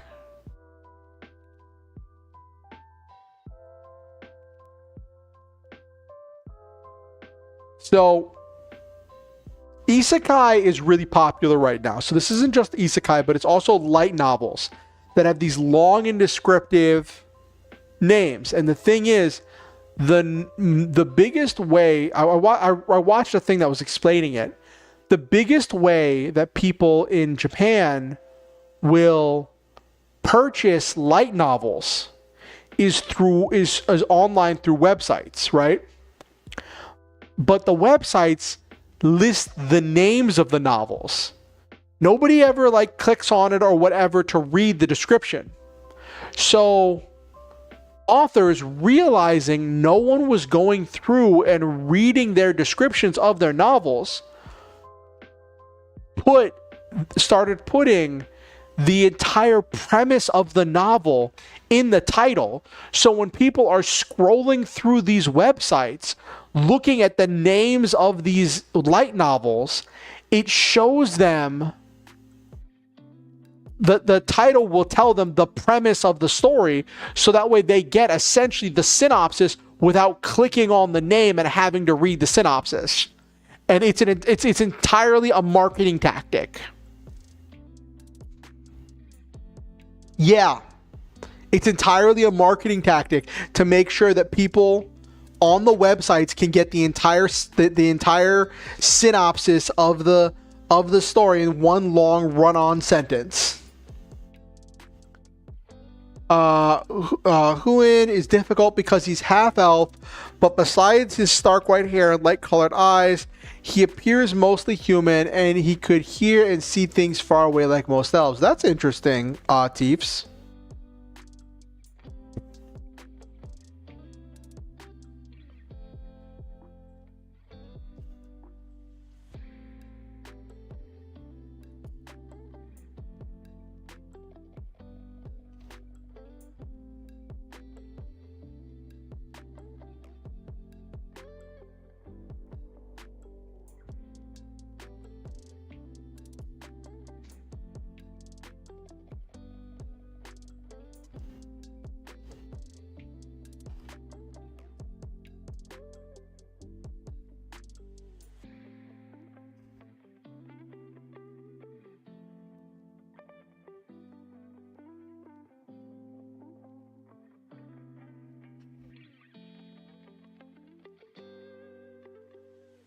Ooh, that's cool forever.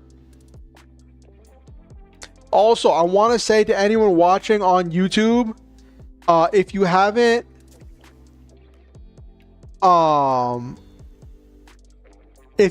liked the stream on YouTube, please like it. It helps the algorithm with getting it out to more people. We have some new people here tonight. It would be great to have even more new people. So also, if you haven't subscribed, please consider subscribing. It helps a lot with getting more people coming in. It'll let you know if you subscribe, hitting the notification bell to let you know whenever I go live, when I release any new content. I currently have a challenge going in which if I get up to 300 YouTube subscribers before the end of 2024, I will do a cursed food eating stream. It will all be vegan because I'm vegan, but it will be all just really cursed and silly food things like ketchup on bananas and Oreos dipped in salsa and all that kind of stuff, right? Or like chocolate syrup on spaghetti and stuff like that. And if we shoot past that by some miracle and get 1,000 YouTube subscribers before the end of 2024, then I will do a karaoke stream. So please consider doing that.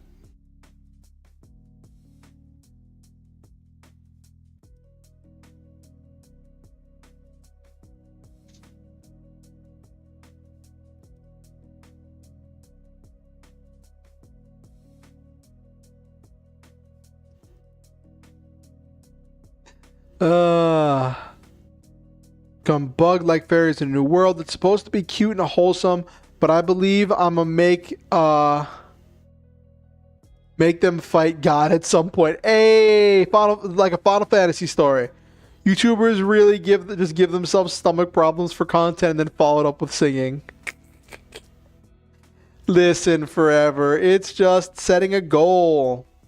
Encouraging my community to go out and share it with other people.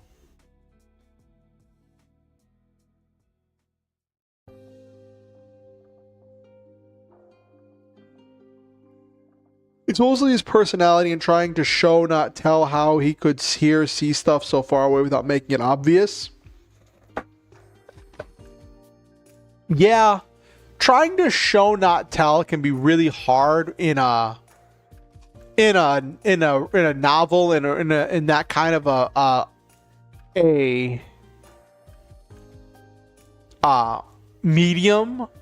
I find that like my only suggestion would be doing things where like show him reacting to something and then like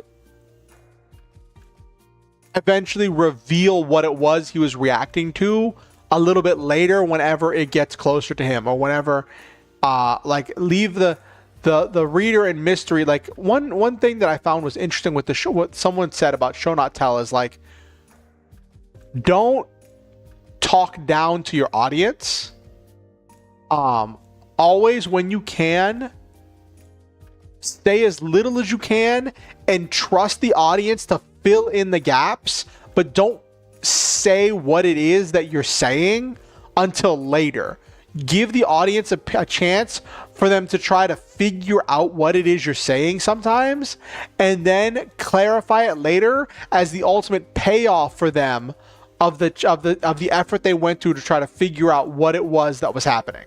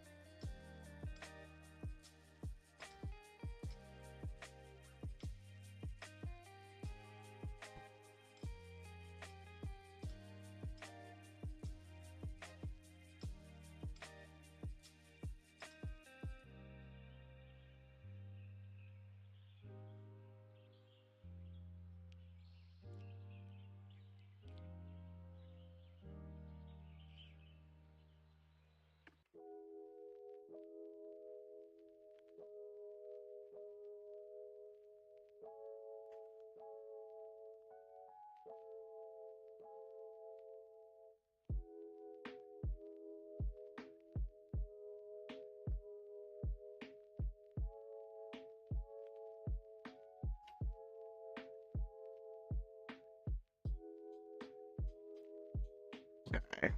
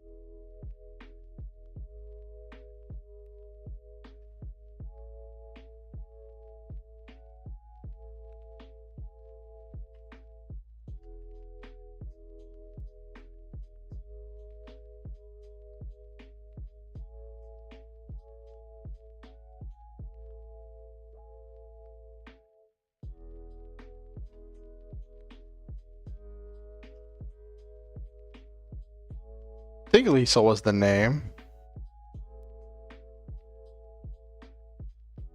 It's been so long since I wrote this, I forgot the name of my...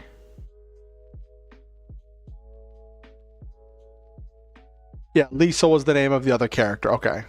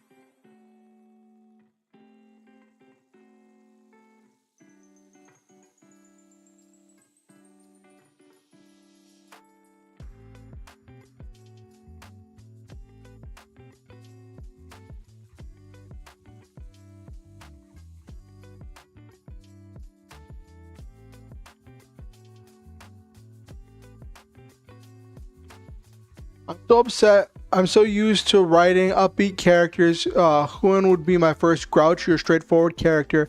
It's hard for me to try and not make him insufferable or too edgy or too polished.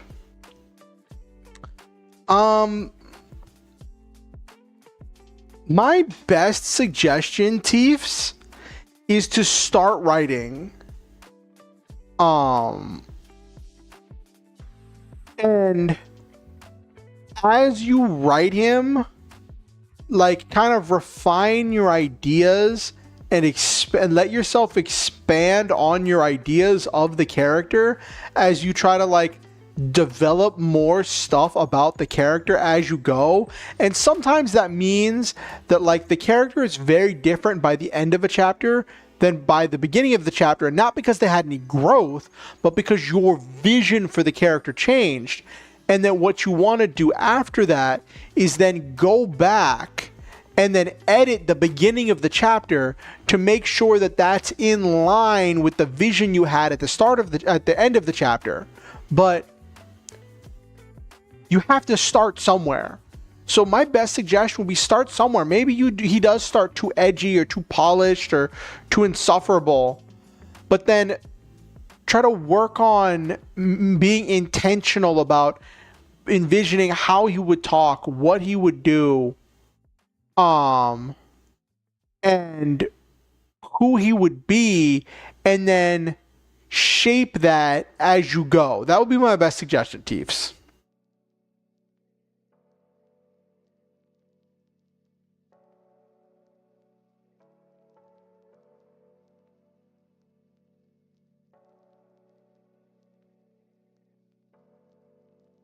Um,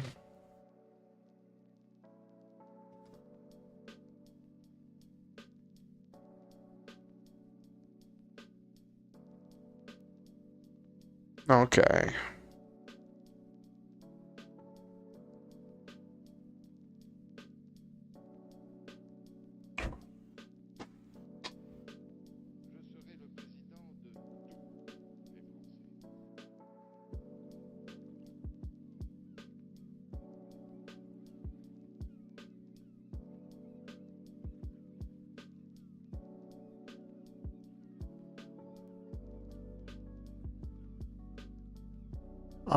Blah, blah, blah, blah, blah. +3.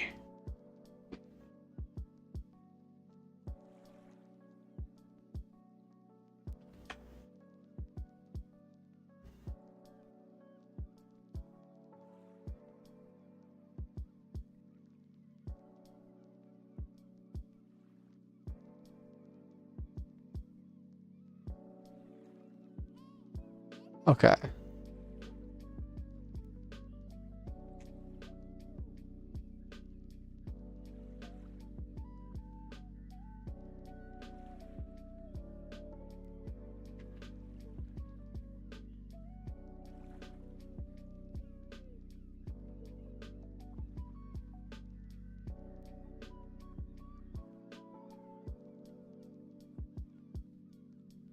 Okay.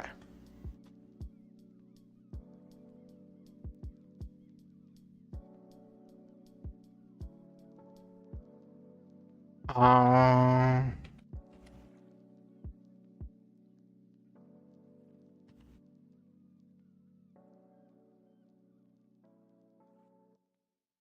okay.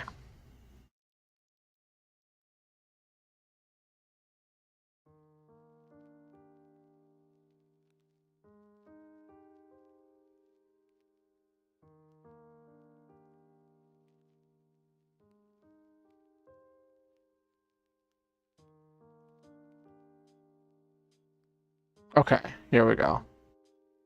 Let me look at what the time would be. So afternoon there.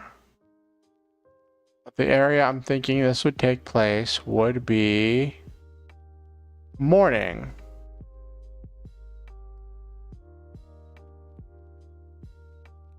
Six p.m. there would be 12 p.m. So around lunchtime. So it'd be about 6 p.m. Okay.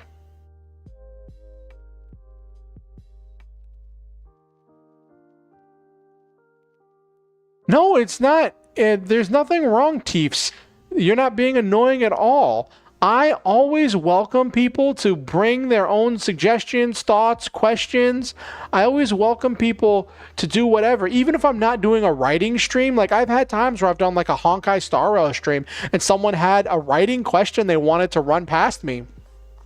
And I always welcome those kinds of questions because I want people to be able to communicate about the projects they're working on. Part of my thing is I want to encourage people to work on these projects that motivate and inspire them. I want to encourage people to work on creating things to make their life, to enrich their lives, and by doing so, enrich the world in some way, shape, or form. Because I believe that each one of us possesses a unique potential to make this world a better place.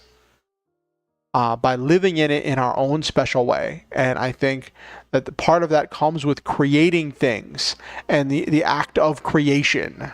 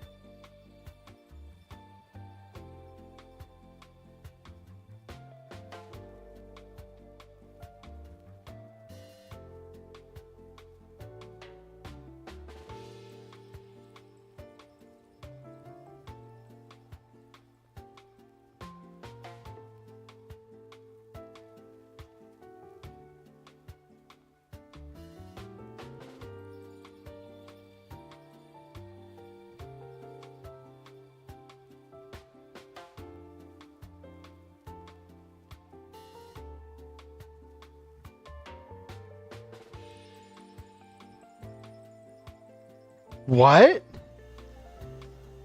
Forever. I don't understand what those words mean in that sentence. Okay, death scrolling. Okay, doom scrolling, I understand that concept. But a crow thirst trap? I'm confused.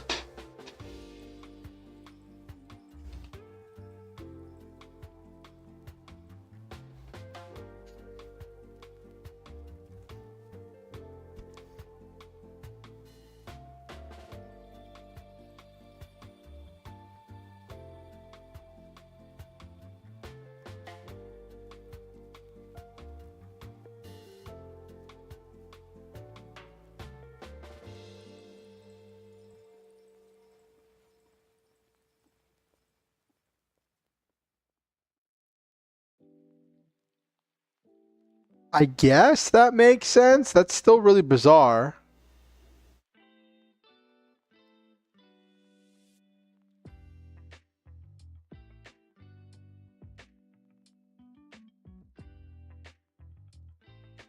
You just made the art of all time?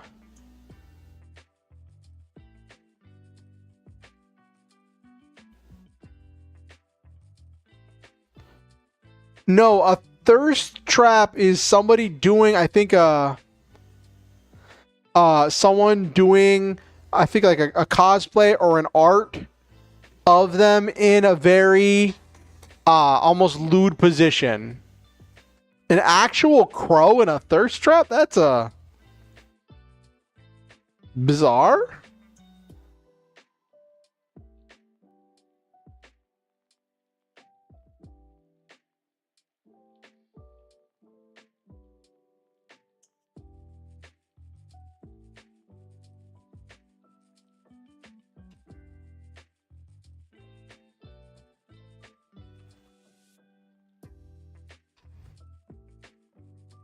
Furry's feathers.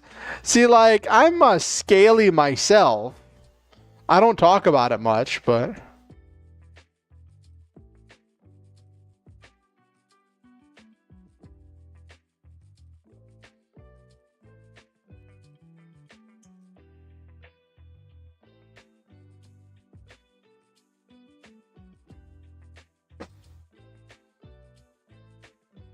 and attacked.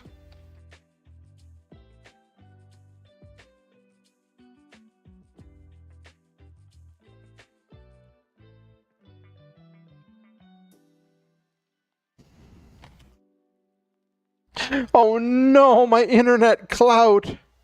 Not the internet clout forever.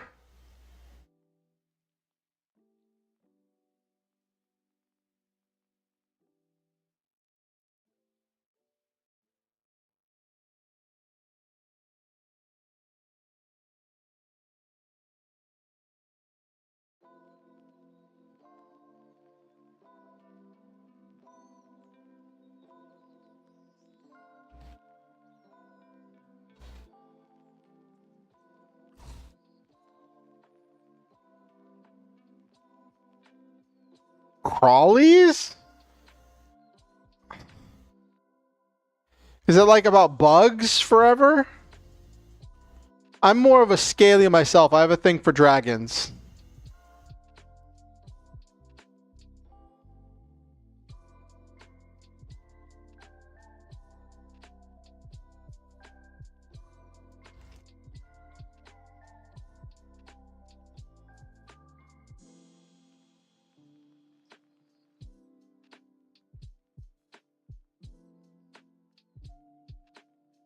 Hey, it sounds pretty cool forever.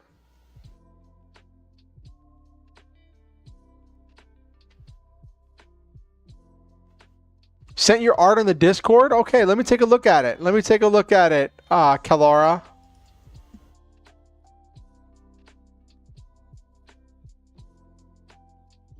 Some people like different things, Nabiru.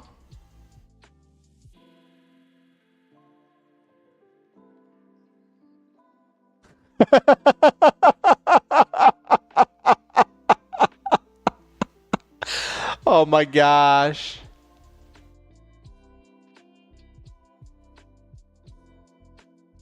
Kalora, that is a great artwork.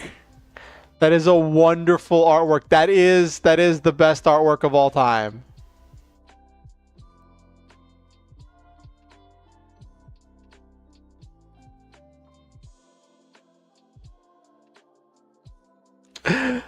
Kalora, can I show your artwork on stream?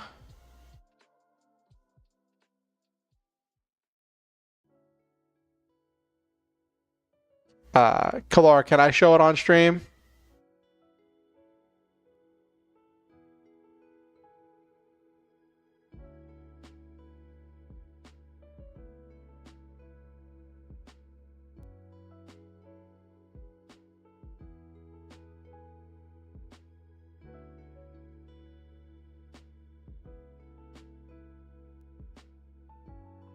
I'm glad the tornado warning expired. I was a little worried about you.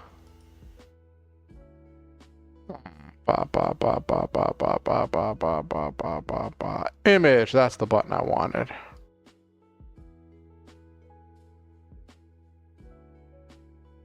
So for those of you who don't know, this is the artwork that Kalora made. It's a picture, it's the description mentally ill with a description pointing at a person.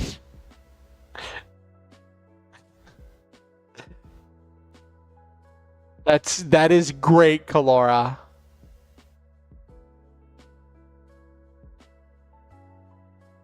That is wonderful. Let me put it somewhere. Hold on.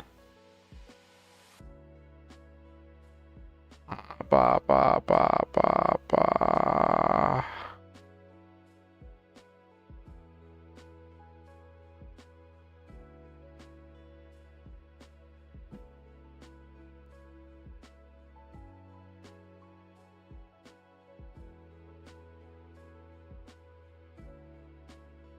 Did you everyone in chat? I cried. Sukasa from PJSK. I don't know what that's from.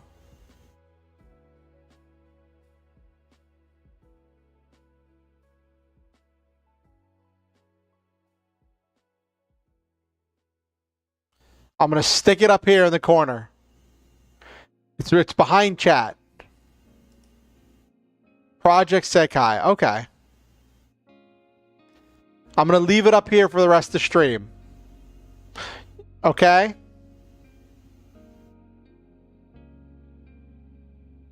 Also, because it looks like it's labeling chat as mentally ill, and I find that fun.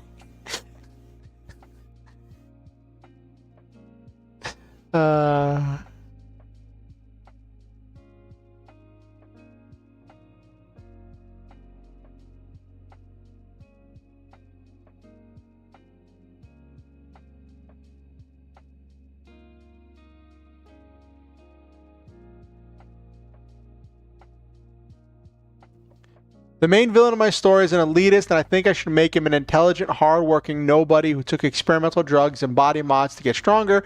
Meanwhile, the hero is a smart, hard worker who comes from a powerful family but did not inherit any of the benefits. He's taunted for it. Ooh, that's very interesting. So you've got two hardworking characters, the villain and the protagonist, and the hero. One went down a dark path of experimental drugs and body mods to get stronger, and the other one knows the value of strength because he started without it and started weak without the power that that everyone else in his family inherited. That's a really interesting direction to take, LeMay. That's really cool.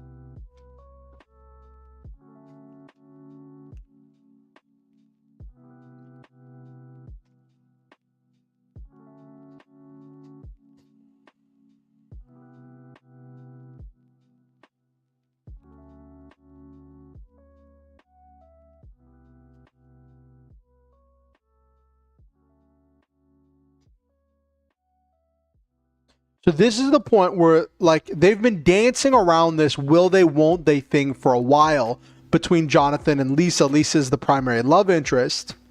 And like Lisa's son, Timmy, looks up to Jonathan, right? And like Jonathan's been like a mentor to Timmy. And Lisa is like they've kind of like, Jonathan has been attracted to Lisa, but Lisa has been like so cut off emotionally that she hasn't been able to really like express how she feels about things. And this is the point whenever she finally just breaks down and she says, I care about you. I want more than just what we have right now.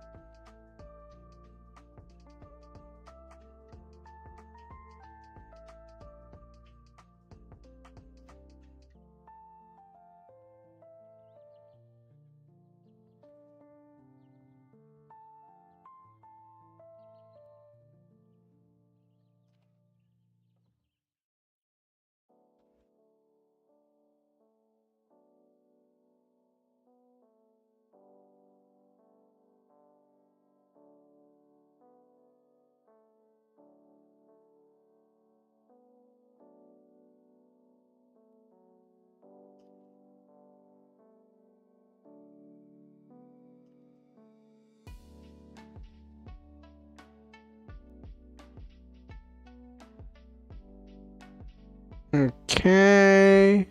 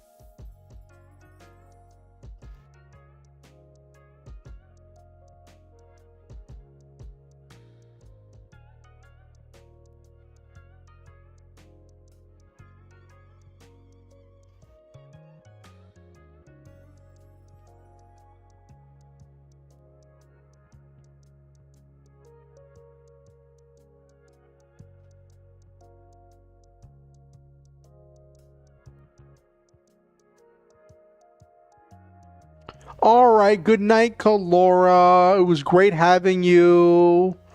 Thank you for sharing your art. It was really great.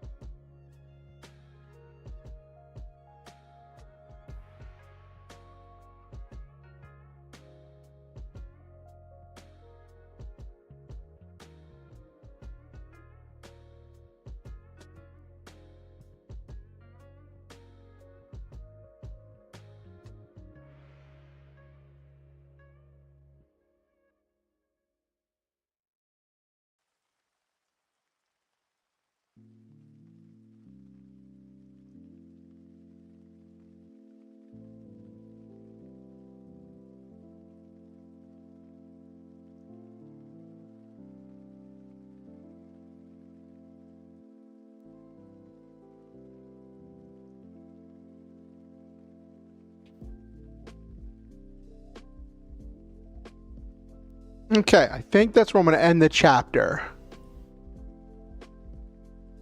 Oh, wow.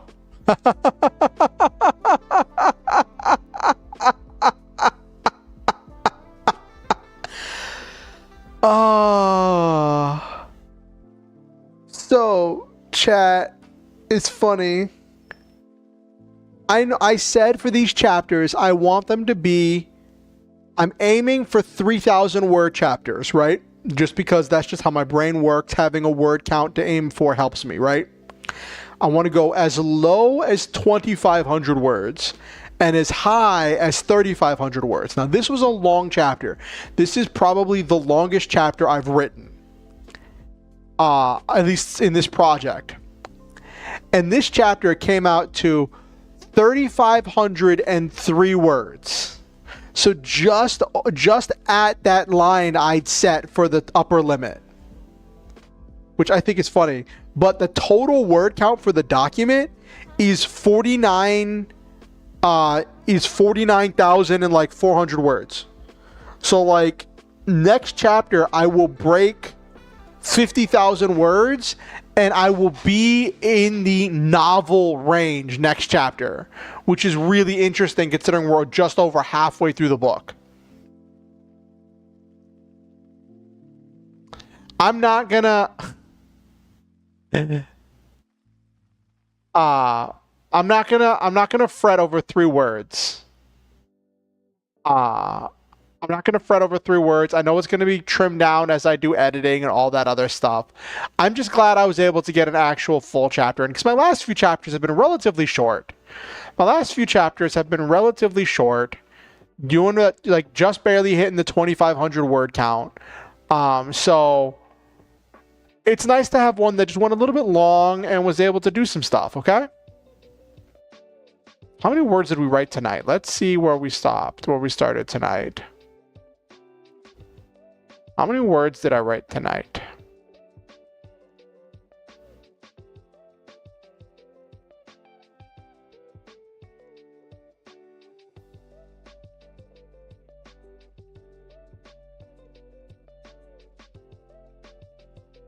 Tonight I wrote 1,200 words. I wrote 1,200 words tonight.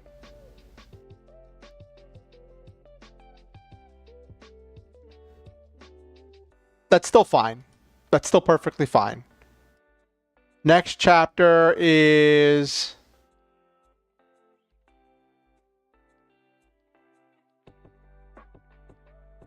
Yep, definitely a good amount of words, especially for easing back into the writing process. Next chapter is an action chapter, is a big battle.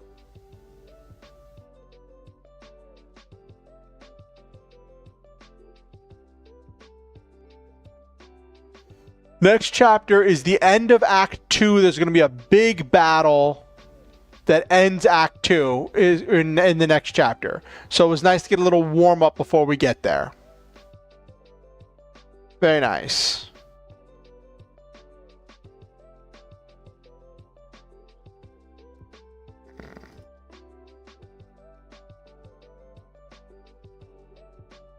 Okay. All right. And it's 11:30, so we're just coming up on 3 hours of the stream. Nice. I normally like to stream for about my normal streams are about 3 hours just to maintain my energy. And like I almost didn't stream tonight, so it's whenever I do my streams, sometimes I'll go really late. I'll go really late in order to complete the chapter. I'll go till like midnight or 1 a.m. or whatever. I'll hit the 4 to 5 hour streams, and those are like exhausting for me, right? So like for now, where I'm already tired, it's nice to be ending at a good time and to just be winding down, to be winding down here at 11:30 is pretty nice, Let me close up all this stuff.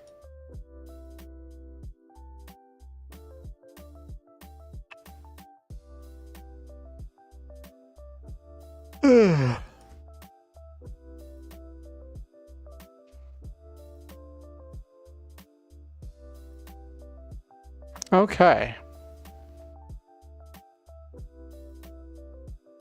Tonight's been a good night. We had a good number of people come through, which is really nice. It was really nice, and it makes me very glad that I actually streamed tonight.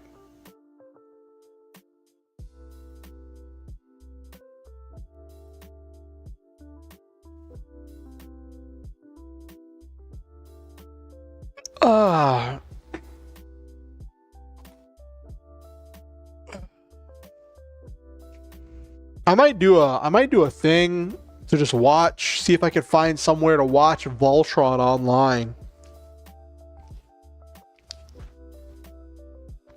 Rewatch back through Voltron and then do Voltron, then Vehicle Voltron. I never really got into Vehicle Voltron, which I really think I would have if I'd watched it. And then watch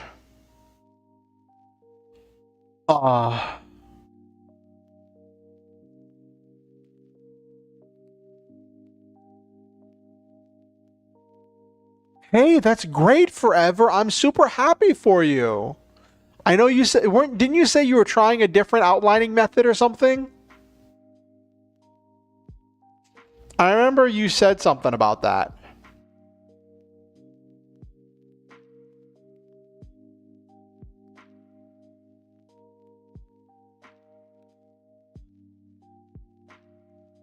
See, Nabiru, there's some great sites for anime, but I don't know if there's any good sites for like cartoons.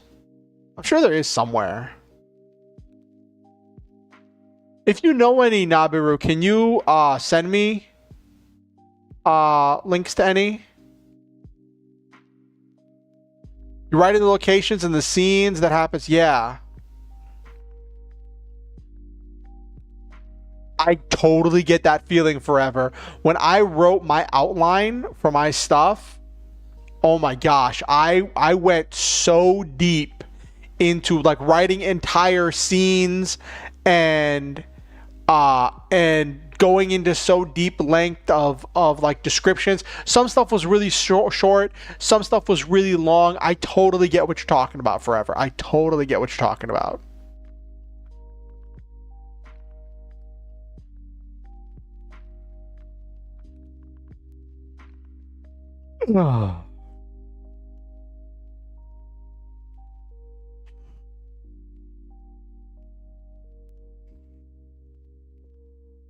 Okay. Also, how'd you all like the subtitles tonight? The captions or whatever. Not subtitles, captions. The open captions. I tried to set that up just to help with people will where it's hard to listen, or if you can't have the audio up. It's not perfect, but I think it's better than nothing. Actually,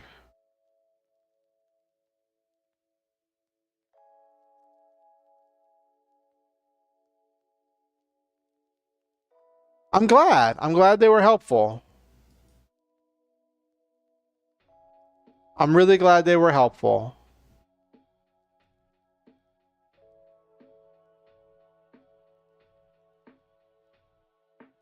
So I was trying to set up closed captioning, but I couldn't get it figured out.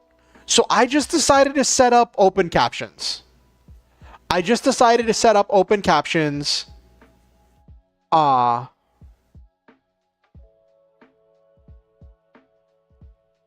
Yeah, definitely forever.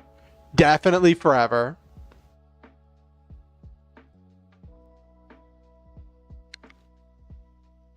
I hope the captions weren't too distracting.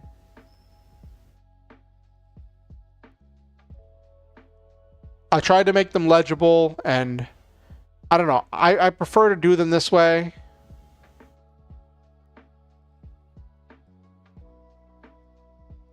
Alright, got a Twitch ad that's about to run, and then once that Twitch ad runs, I'll do my outro. For those of you who don't know, I like to speak positivity and shout out everybody who was in chat, and just say positive affirmations about everybody. I try to say that about everybody. If they leave early, I try to say it about them before they leave, and then I try to say it to everybody at the end, because I believe it's important for us to speak positivity, hope, and joy and love into each other's lives.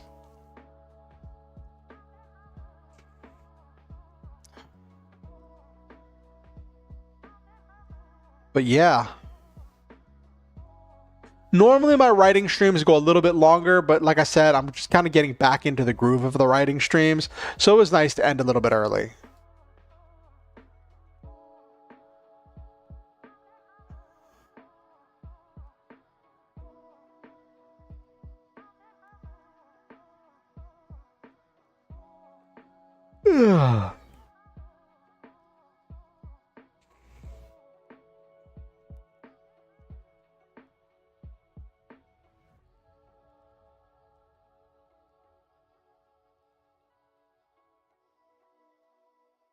Oh.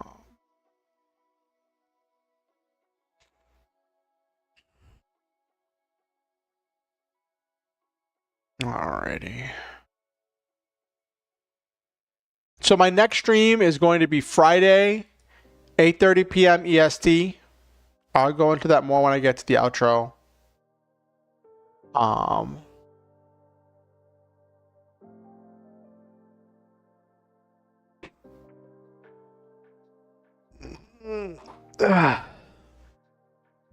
glad you had fun forever. It was great having you. It was definitely great having you. All right, ad should be ending on Twitch. I stream on YouTube and Twitch, so you can watch me wherever you're more comfortable. All right. So, for those of you who don't know, I like to speak positivity, joy, hope, and love into the lives of my viewers. So I'm going to scroll up in chat. I'm going to shout out everyone who I see in chat. We had Kalora, we had LeMay, we had Kimberly, Julian,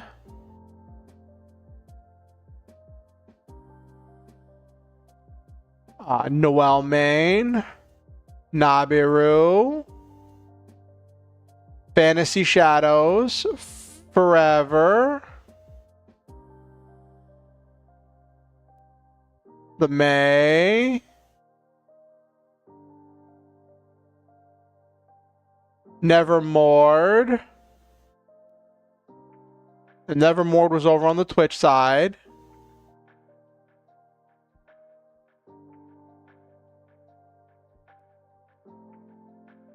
Teefs. Oh, that was another new person tonight. Was Teefs.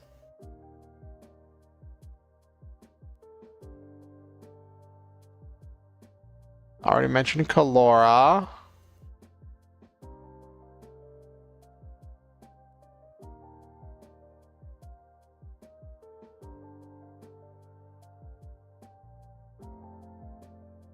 Alrighty, and thank you to all of those people who were in stream tonight and in chat. I say to all of those people, and to anyone who watched the stream and lurked and didn't say anything in chat, and to anyone who watches this VOD afterwards, I say to all of you, I love you, and I believe in each and every one of you. I think that you are a truly special, one-of-a-kind, and unique individual with a potential to make this world a better place by living in it in your own way. Thank you for coming to my stream. Thank you for being a member of this community.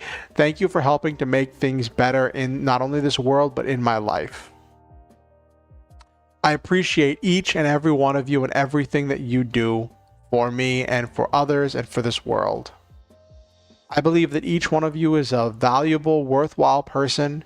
You are valid, worthy of love, deserving of happiness and good things. You matter. You are important. Your hopes, your dreams, your concerns, and your fears are valid and worthy of notice. Thank you for giving me your time, your energy, and your attention. Thank you for being a member of this community.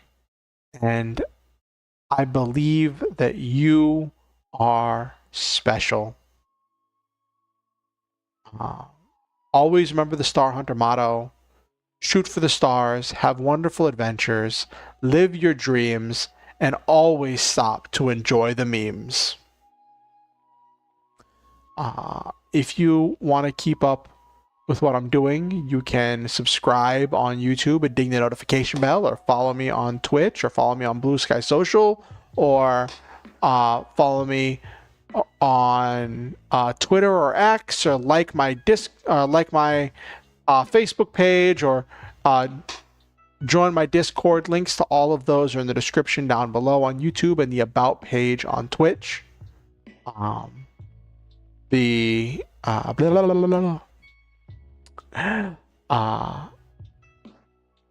If you have any friends or neighbors or aunts or uncles, relatives, co-workers, enemies, arch enemies, arch rivals, friends to lovers, lovers to enemies, anyone you think might enjoy my content, feel free to show them my content and invite them to the next stream. Next stream is going to be Friday, 8:30 p.m. EST. Don't quite know what we're going to do yet. We'll see what happens. I will announce it whenever we get there. But look forward to it. One last thing. I always say this at every stream because I think it's important to be worth mentioning.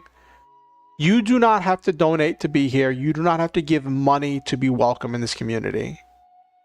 I value all of your time, your attention, and your energy. I value each and every one of you.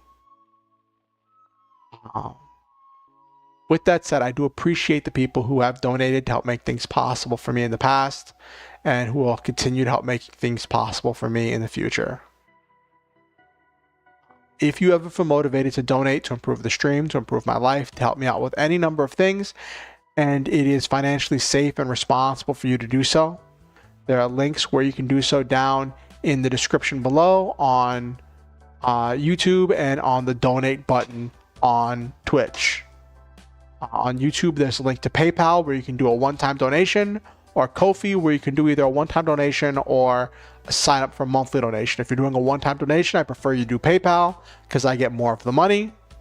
But you can sign up on Ko-fi for monthly donations. There's not like rewards for them yet, but it's more of just like, if you want to say there's a tangible way for you to express how much you appreciate my content, then you can sign up for those monthly rewards.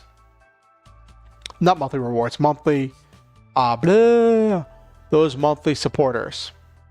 On Twitch, on the donate button, it just takes you to Ko-fi where you can do the one-time donation or the monthly donation. Thank you all for coming. Have yourselves a good night. I don't think I'm going to raid anybody. I haven't raided anybody the last few times just because I haven't had the energy for it.